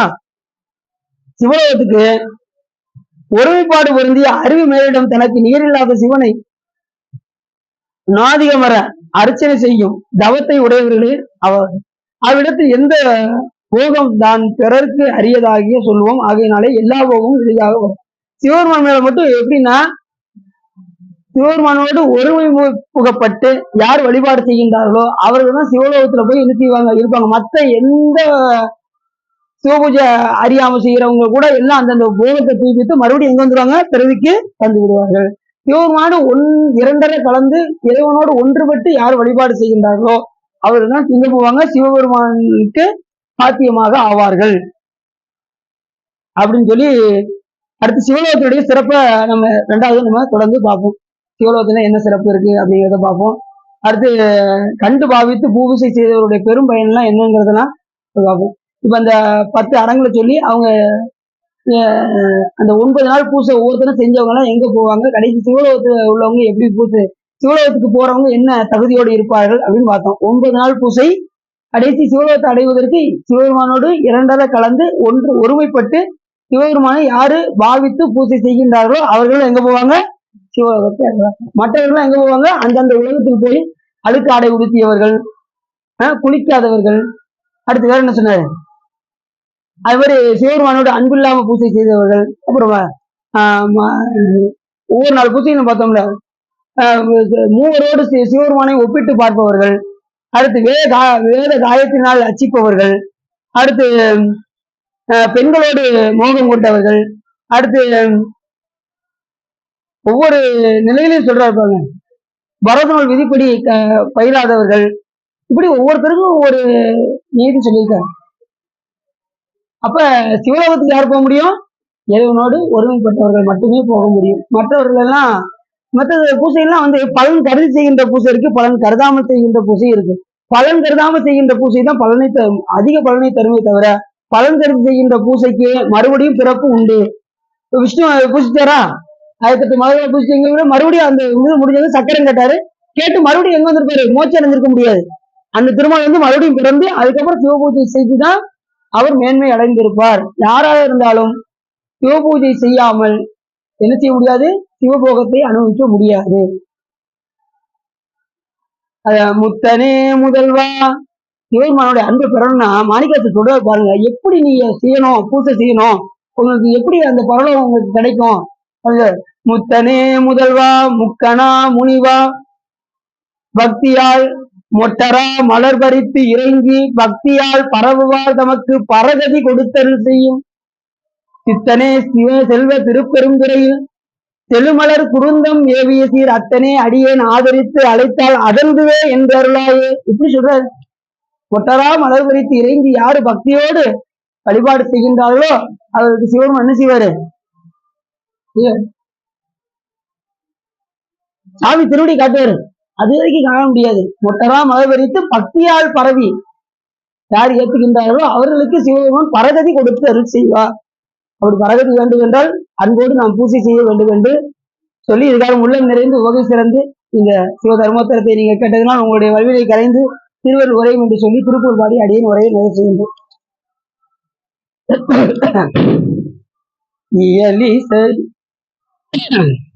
தனி விடுங்க சார், கொஞ்சம் தனி விடுங்க,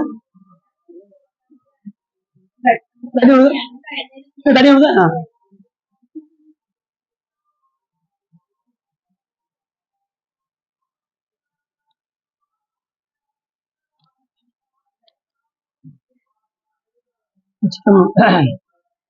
இயலிசையும் லுசித வஞ்சி கயவாகி இரவு பகல் மனது சிந்தி புலலாதே உயர் கருணை புரியும் இன்ப கடல் மூழ்கி உனையனதுள் அறியும் அன்பை தருவாயே மயல் தகர்த்த இடையறந்த தினை காவல் வனசகுர மகளை வந்தி தனைவோனே கையிலை மலை அணைய செந்தில் பதிவாழ்வு கரிமுகவன் இளைய கந்த பெருமாளே புனையனதுள் அறியும் அன்பை தருவாய்.